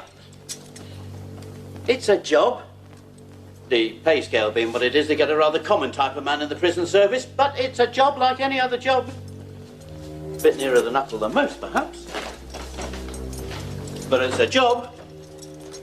I don't suppose anyone enjoyed it any more than he did. Well, not much more. They'd have let him out if they could, but for various reasons, they can't. I'd have let him out if I could, but I can't. Not without taking up residence in there myself. And if he's in there already, what's the point? The old adage says, better a live rat than a dead lion. Sir Thomas, wake up. Oh, what? Oh, not again. Sorry, sir. Oh, what time is it? 1 o'clock, sir. Oh, this is iniquitous. Sir. Who's there? The secretary, the duke, and the archbishop. I'm flattered.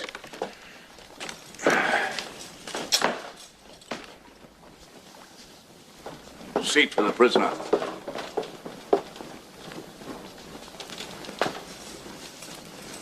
Do the witnesses attend? Master Secretary. Right, stand together. This is the 7th commission to inquire into the case of Sir Thomas More, appointed by His Majesty's Council. Do you have anything to say? No. Master Secretary. Sir Thomas. You have seen this document before. Many times. It is the Act of Succession. These are the names of those who have sworn to it. I have, as you say, seen it before. Will you swear to it? No. Thomas, we must know plainly. Your Grace, please. I'm trying... Master Cromwell! I beg your Grace's pardon. Thomas, we must know plainly whether you recognize the offspring of Queen Anne as heirs to His Majesty. The King in Parliament tells me that they are. Of course I recognize them. Will you swear that you do? Yes. Then why can't you swear to the Act? Because there is more than that in the Act. Is that it? Yes. And we must find out what it is in the Act that he objects to. Brilliant. Oh, God's wounds! Your Grace, may I try? Sir, I've no pretensions to be an expert in police work. Sir Thomas, it states in the preamble that the King's former marriage to the Lady Catherine was unlawful, she being previously his brother's wife, and the Pope having no authority to sanction it. Is that what you deny? Is that what you dispute? Is that what you are not sure of?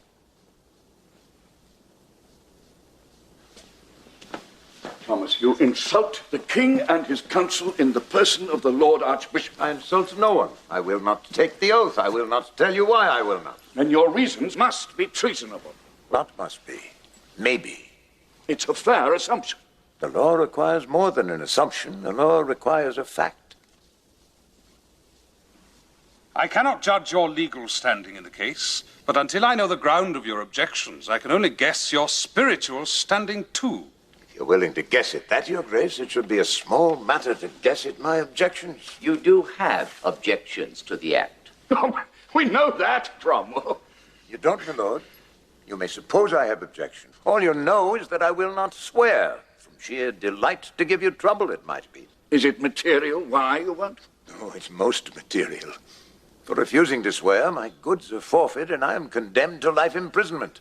You cannot lawfully harm me further.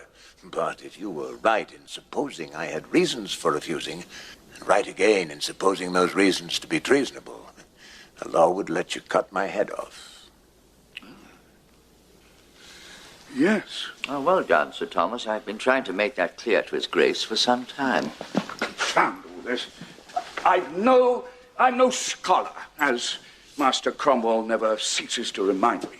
And frankly, I don't know whether the marriage is legal or not. But damn it, Thomas, look at those names. Why can't you do what I did and come with us for fellowship? And when we stand before God, and you are sent to paradise for doing according to your conscience, and I am damned for not doing according to mine, will you come with me for fellowship? So those of us whose names are there are damned, Sir Thomas? I don't know, Your Grace. I've no window to look into another man's soul. I condemn no one. No, I will not side. Then you have more regard to your own doubt than you have to the King's command. For myself, I have no doubt at all. No doubt? Of what? No doubt at my reasons for refusing this oath. Reasons I will reveal to the King alone, in which you, Master Cromwell, will not trick out at me. Thomas. Oh, gentlemen, can't I go to bed? You don't seem to appreciate the seriousness of your position. I defy any man to live in that hole for a year and not appreciate the seriousness of his position. Yet the state has harsher punishments. You threaten like a dockside bully. How should I threaten? Like a minister of state with justice. Oh, justice is what you're threatened with. Then I'm not threatened. Master Cromwell, I think the prisoner may retire as he requests. Unless you, my lord... No, I see no purpose in prolonging the interview.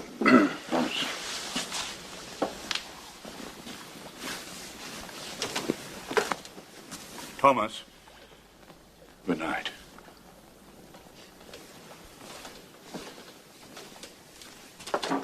Oh, might I have one or two more books? You have books? Yes? I didn't know. You shouldn't have.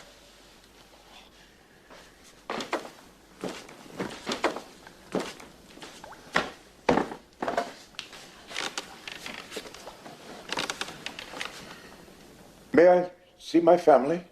No.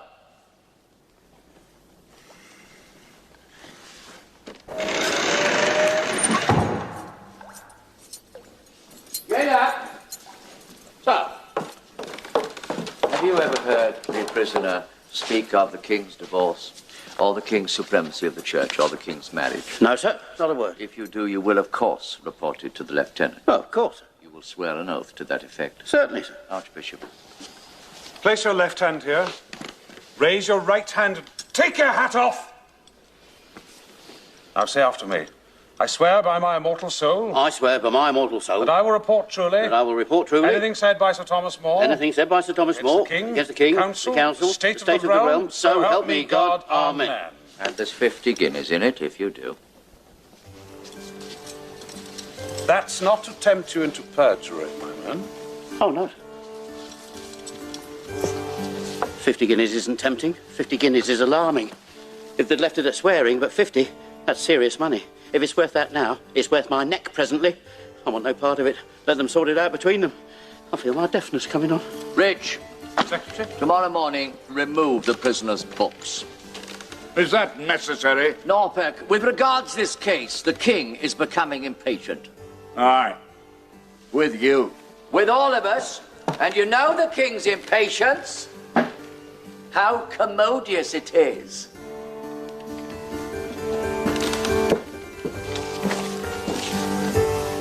Secretary? Yes. Sir Redvers Llewellyn has retired. What? The Attorney General for Wales. His post is vacant. You said that I might approach you. Not now, Rich. You must submit. The alternatives are bad. While Moore's alive, the king's conscience breaks into fresh stinking flowers every time he gets from his bed. And if I bring about Moore's death, I plant my own, I think. There's no other good solution. He must submit.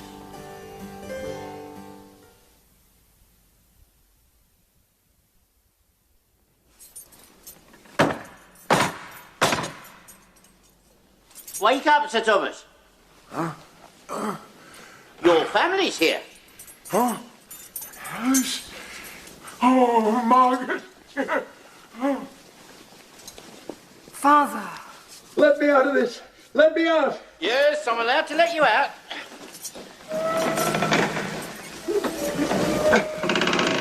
Good morning, Father. Ah, good morning.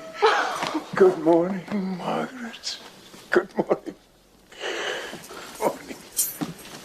My God, Meg, they've not put you in here, too. No, sir. Just a visit. A short visit.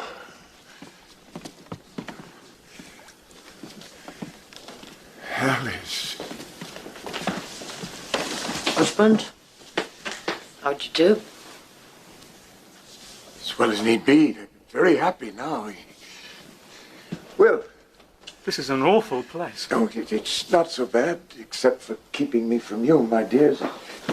It's remarkably like any other place. It drips. Yeah, it's too near the river.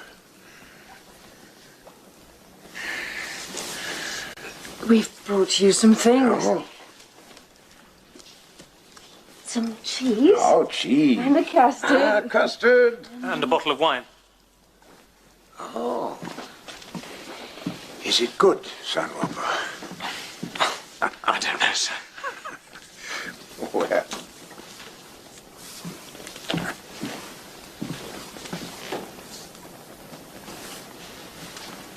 What do you... Sir, come out. Swear to the act. Take the oath and come out. Oh, dear. Is that why they let you come visit me? Yes. Meg's under oath to persuade you. It was very silly, Meg.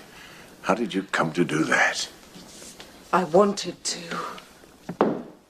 You want me to swear to the act of succession? God more regards the thoughts of the heart than the words of the mouth, or so you've always told me. And say the words of the oath, and in your heart think otherwise. Now, what is an oath, then, but words we say to God? Oh, that's very neat. You mean it isn't true? No, it's true. Well, then it's a poor argument to call it neat. Meg, When a man takes an oath, he holds his own self in his two hands, like water.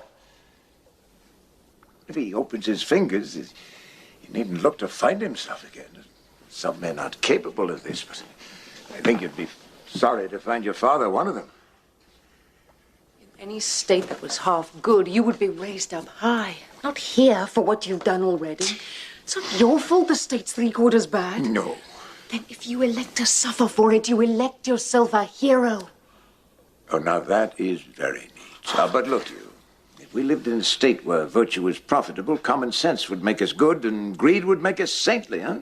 We'd all live like animals or angels in a happy land that needs no heroes. But since, in fact, we find that we have to choose to be human at all, then perhaps we must stand fast a little, even at the risk of being heroes. But in reason, haven't you done as much as God can reasonably want? Finally, it isn't a question of reason. Finally, it's a question of love. Then you're content to stay here, shut up with mice and rats, when you might be home with us. Content? If they'd open a crack that wide, I'd be through it like a bird and home. Well, has Eve run out of apples, then? I've not yet told you what the house is like without you. Don't, Meg. What we do in the evenings now that you're not there. Meg, have done. We sit in the dark because we've no candles. And we've no talk because we're wondering what they're doing to you here. No, the king's more merciful than you. He doesn't use the rack. 2 minutes to go, sir. I thought you'd like to know. 2 minutes? Until 7 o'clock, sir. Sorry, 2 minutes. Jailer? Jailer? Jailer? Will, go to him. Talk to him. Keep him occupied. How, sir? Well, anyhow, do you have any money? Yes. Now, wait. Don't try to bribe him. Let him play for it. He's got a pair of dice. And talk to him. You understand? Wait. Here. Take the wine. And mind you share it, Will. Do it properly now. You must leave the country. All of you must leave the country at once. I'd leave you here. Makes no difference, Meg. They won't let you see me again. You must leave in the same day, but not the same boat. Different boats from different ports. After the trial, then. There'll be no trial. They have no case. Do this for me, I beseech you. Yes. Alice? Alice, I command you. Right. Right. Oh, this is splendid. I know who packed this. I packed it. Yes. Ah. You do make superlative custard, Alice. Do I? It's a nice dress you've got on. That's my cooking dress. Well, it's very nice anyway. It's a nice color. By God, you think very little of me. I know I'm a fool. But I'm no such fool as at a time like this to be lamented for my dresses or to relish being complimented on my custard. I'm well rebuked. Alice. I am faint when I think of the worst that they may do to me, but worse than that would be to go with you not understanding why I go. I don't. Alice, if you tell me that you understand, I think I can make a good death if I have to. Your death's no good to me. Alice, you must tell me that you understand. I don't. I don't believe it had to happen. If you say that, Alice, I don't see how I'm to face it. That's the truth. You're an honest woman. Much good may it do me. I tell you what I'm afraid of, that when you're gone, I'll hate you for it. Well, you mustn't, Alice, that's all. You simply mustn't.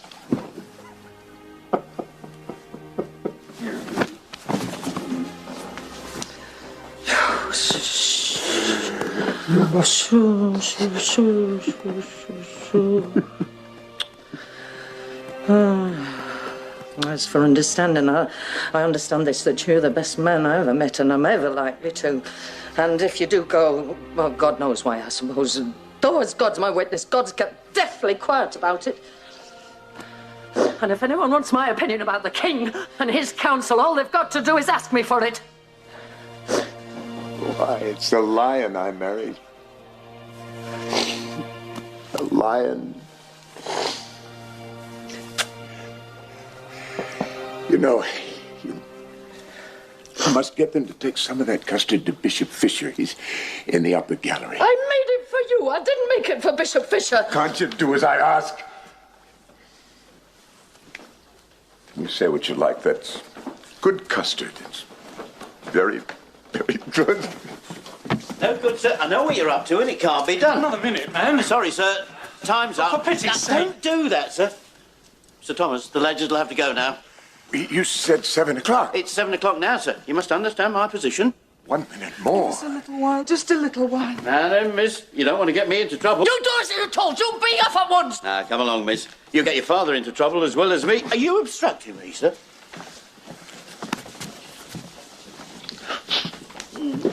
Now then, my lady. No trouble. Don't you take your muddy hands off me. I'm going to call the guard then. Then come on. For God's sake, man, we're saying goodbye. You don't know what you're asking, sir. You don't know how you're watched. You filthy, stinking, gutter-bred turnkey. Call me what you like, Ma'am. You've got to go. I'll make you suffer for this. You're doing your husband no good. Alice, goodbye. My love.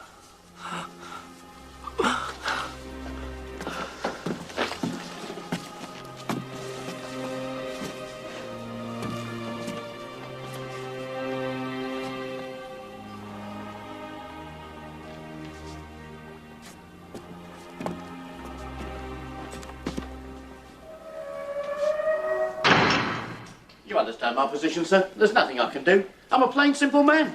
Just want to keep out of trouble. Sweet Jesus! These plain, simple men.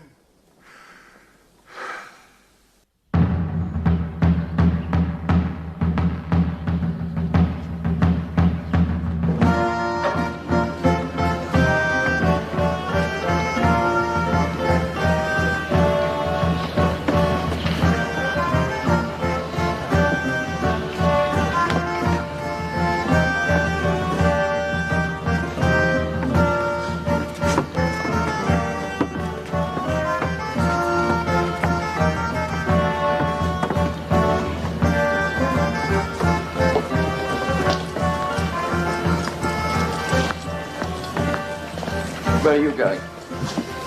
Well, I'm finished here, sir. You're foreman of the jury. Oh, no.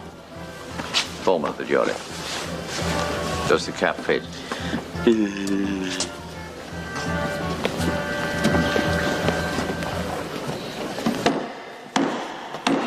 All men be upstanding.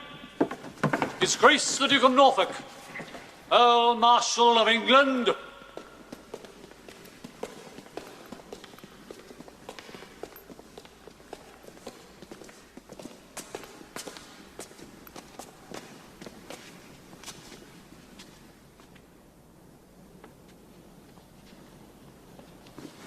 Call the prisoner. Bring in the prisoner.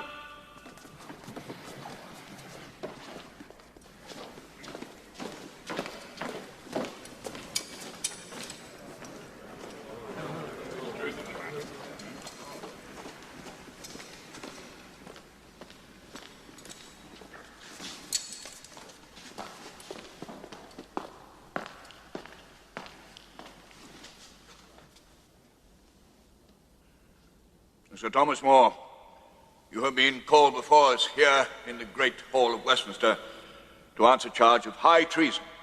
Nevertheless, and though you have grievously offended the King's Majesty, we hope if you will even now forethink and repent your obstinate opinions, you may still taste his gracious pardon. My lords, I thank you. Howbeit, I pray God will keep me in this, my honest mind, to the last hour I shall live. As for the matters you may charge me with, I fear, owing to my present weakness, that neither my wit nor my memory will serve to make sufficient answer. I should be glad to sit down. Be seated. Master Secretary Cromwell have you the charge? I have, my lord. And read the charge. That you did conspire traitorously and maliciously to deny and deprive our liege Lord Henry of his undoubted certain title, Supreme Head of the Church of England. I have never denied this title. You refused the oath when tendered you at the Tower and elsewhere. Silence is not denial. For my silence, I am punished with imprisonment. Why have I been called again? To answer charge of high treason, Sir Thomas. For which the punishment is not imprisonment. Death comes for us all, my lords. Yes, even for kings he comes. Amidst their royalty and strength, he will not kneel nor make them any reverence, but roughly grasp them by the throat and rattle them till they be stark dead.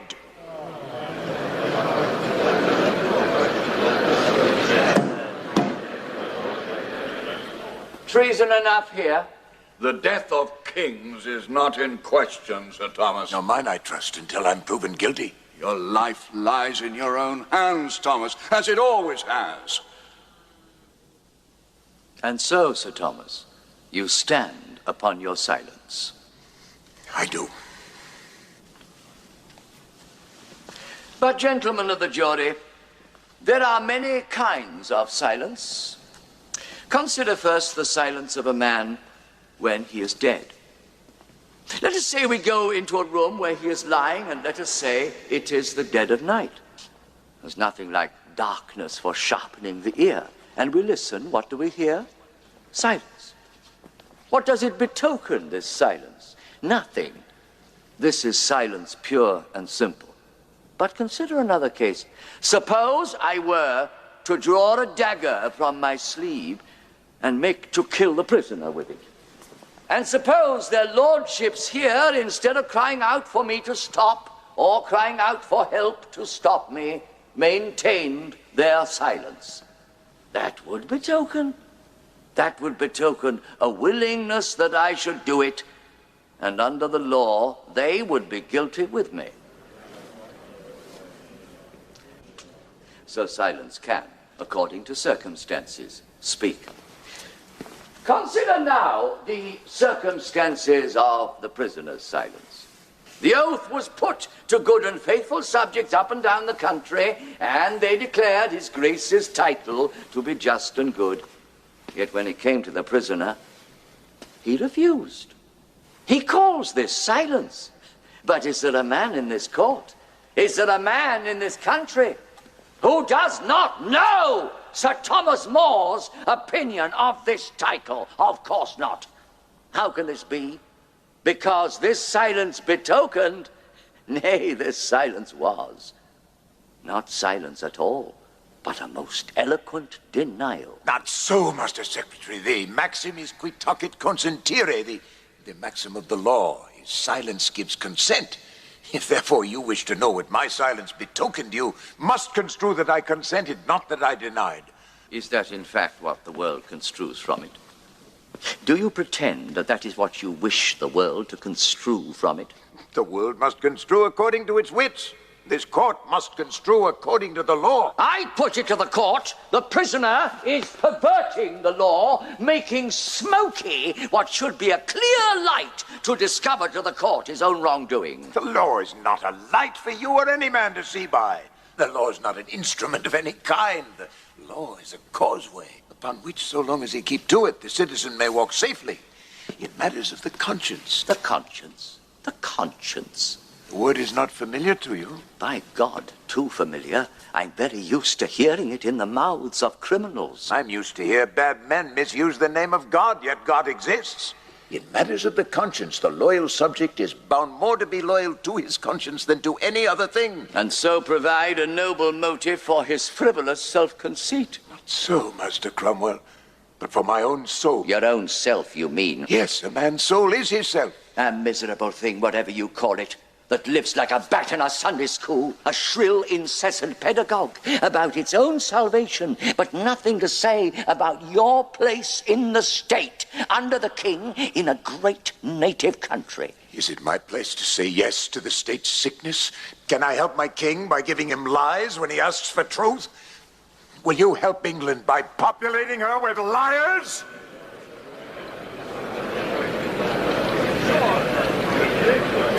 My lords! Silence! My lords, I should like to call Sir Richard Rich. Call Sir Richard Rich. Call Sir Richard Rich!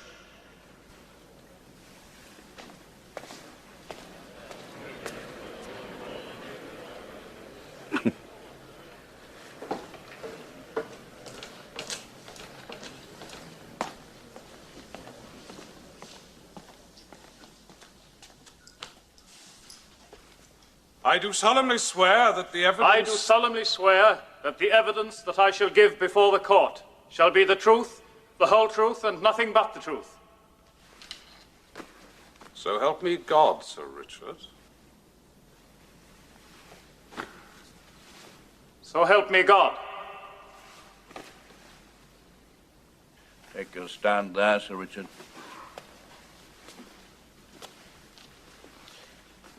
Now, Rich, on the 12th of March, you were at the Tower. I was. With what purpose?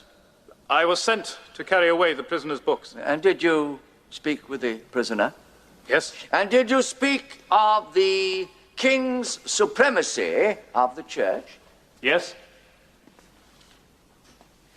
What did you say?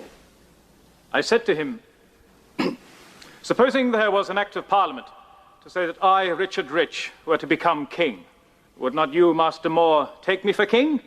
Well, that I would, he said, for then you would be king. Yes. Then he said... The prisoner? Yes, my lord. Mm. But I will put you a higher case. How if there were an act of Parliament to say that God should not be God? This is true. Then you said... Silence. Continue. I said, but I will put you a middle case. Parliament has made our king the head of the church.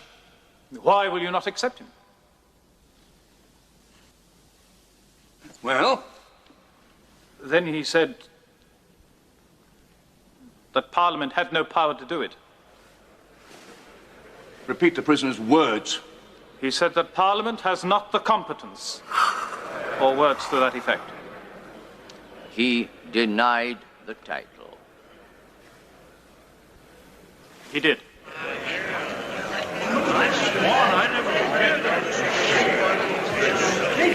You've got faith, Rich. I am sorrier for your perjury than my peril. You denied it? Yes. My lords, if I were a man who heeded not the taking of an oath, you know well I had no need to be here. Now I will take an oath. If what Master Rich has said is true, I pray I may never see God in the face, which I would not say were it otherwise for anything on earth. That is not evidence. Is it probable that after so long a silence on this, the very point so urgently sought of me, I should open my mind to such a man as that? Do you wish to modify your statement, Rich? No, Secretary. There were two other men, Southwell and Palmer. Unhappily, Sir Richard Southwell and Master Palmer are in Ireland on the King's affairs. But you... It has no bearing. I have their deposition here, in which the court will see they state that being busy with the prisoner's books, they did not hear what was said. But if I had said that, he would instantly have called these men to witness. Do you have anything further to add, Rich? Nothing, Master Secretary. Sir Thomas? To what purpose? I'm a dead man. You have your desire of me, but it is not my actions you've hunted me for, but the thoughts of my heart. That's a long road you've opened. For first men will deny their hearts, then presently they will have no hearts. God help the people whose statesmen walk your road.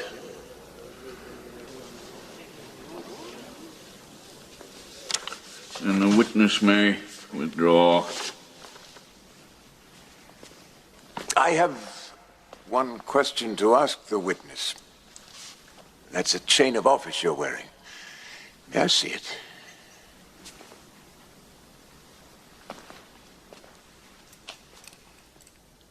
The Red Dragon. What's this?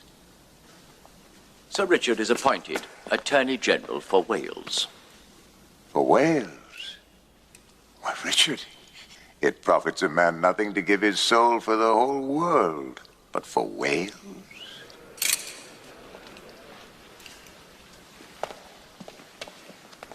And now, I'd like to beg the court's indulgence for one moment.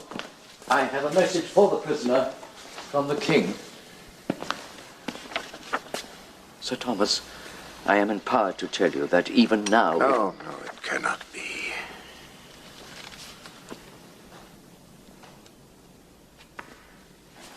The case rests. My lord. The jury may retire and consider the evidence. Considering the evidence, it shouldn't be necessary for them to retire. Is it necessary?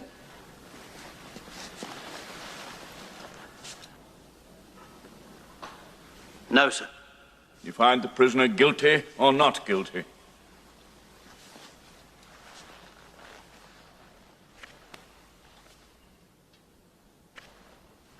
Guilty, my lord.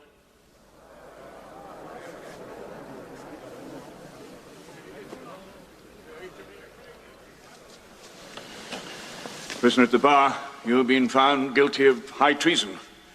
The sentence of the court... My lord. My lord, when I was practicing the law, the manner was to ask the prisoner before pronouncing sentence if he had anything to say.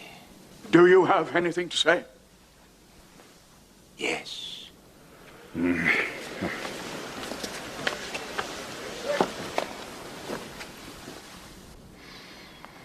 avoid this, I've taken every path my wits could find, now that this court is determined to condemn me, God knoweth how. I will discharge my mind concerning my indictment and the king's title. The indictment is founded on an act of Parliament which is directly repugnant to the law of God. Parliament cannot bestow the supremacy of the church. The king cannot claim it, because it is a spiritual supremacy determined by God. More to this, the immunity of the church is promised both in Magna Carta and the king's own coronation oath. Silence! Now we see you are indeed malicious. Not so, Master Cromwell. I'm the king's true subject, and I pray for him and all the realm. I do none harm. I say none harm. I think none harm. And if this be not enough to keep a man alive, in good faith I long not to live. Since I came into prison, I've been several times in such a state I thought to die within the hour. And I thank God I was never sorry for this. So my poor body's at the king's pleasure. Would God my death might do him some good. Nevertheless, it is not for the supremacy that you have sought my blood, but because I would not bend to the marriage.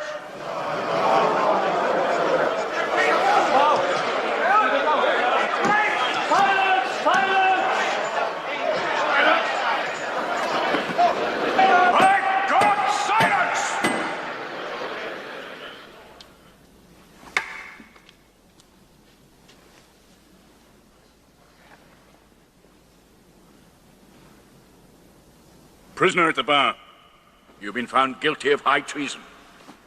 The sentence of this court is that you be taken from this place to the Tower, and thence to the place of execution.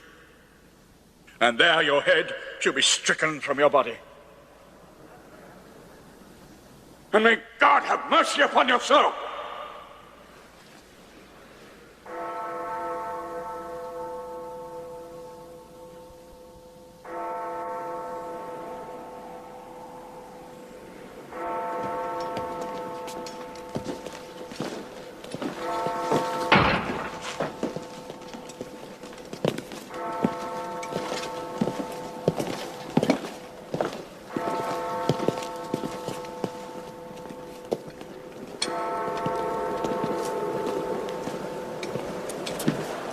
I can go no further, Thomas.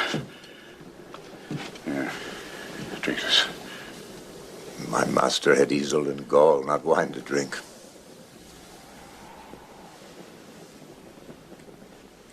Let me be going.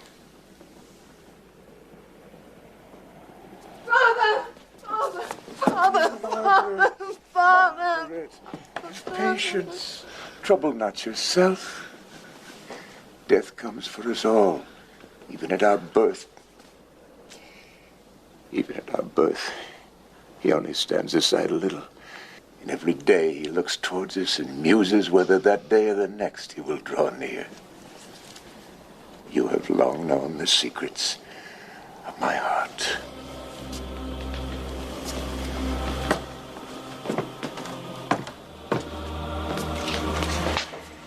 I beseech your grace, keep back.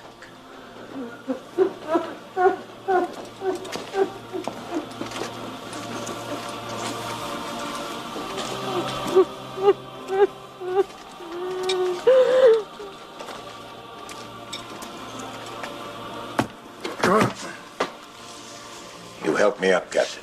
I'll shift for myself coming down.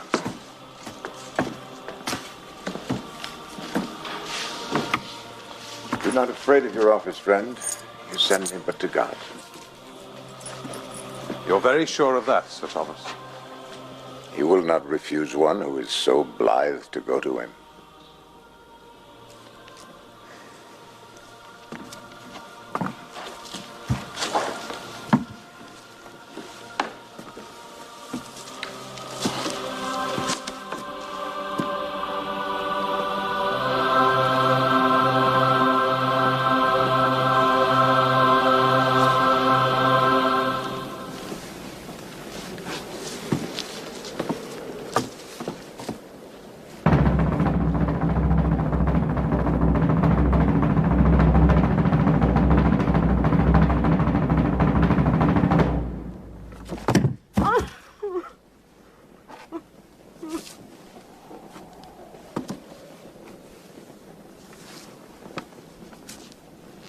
Behold, the head of a traitor!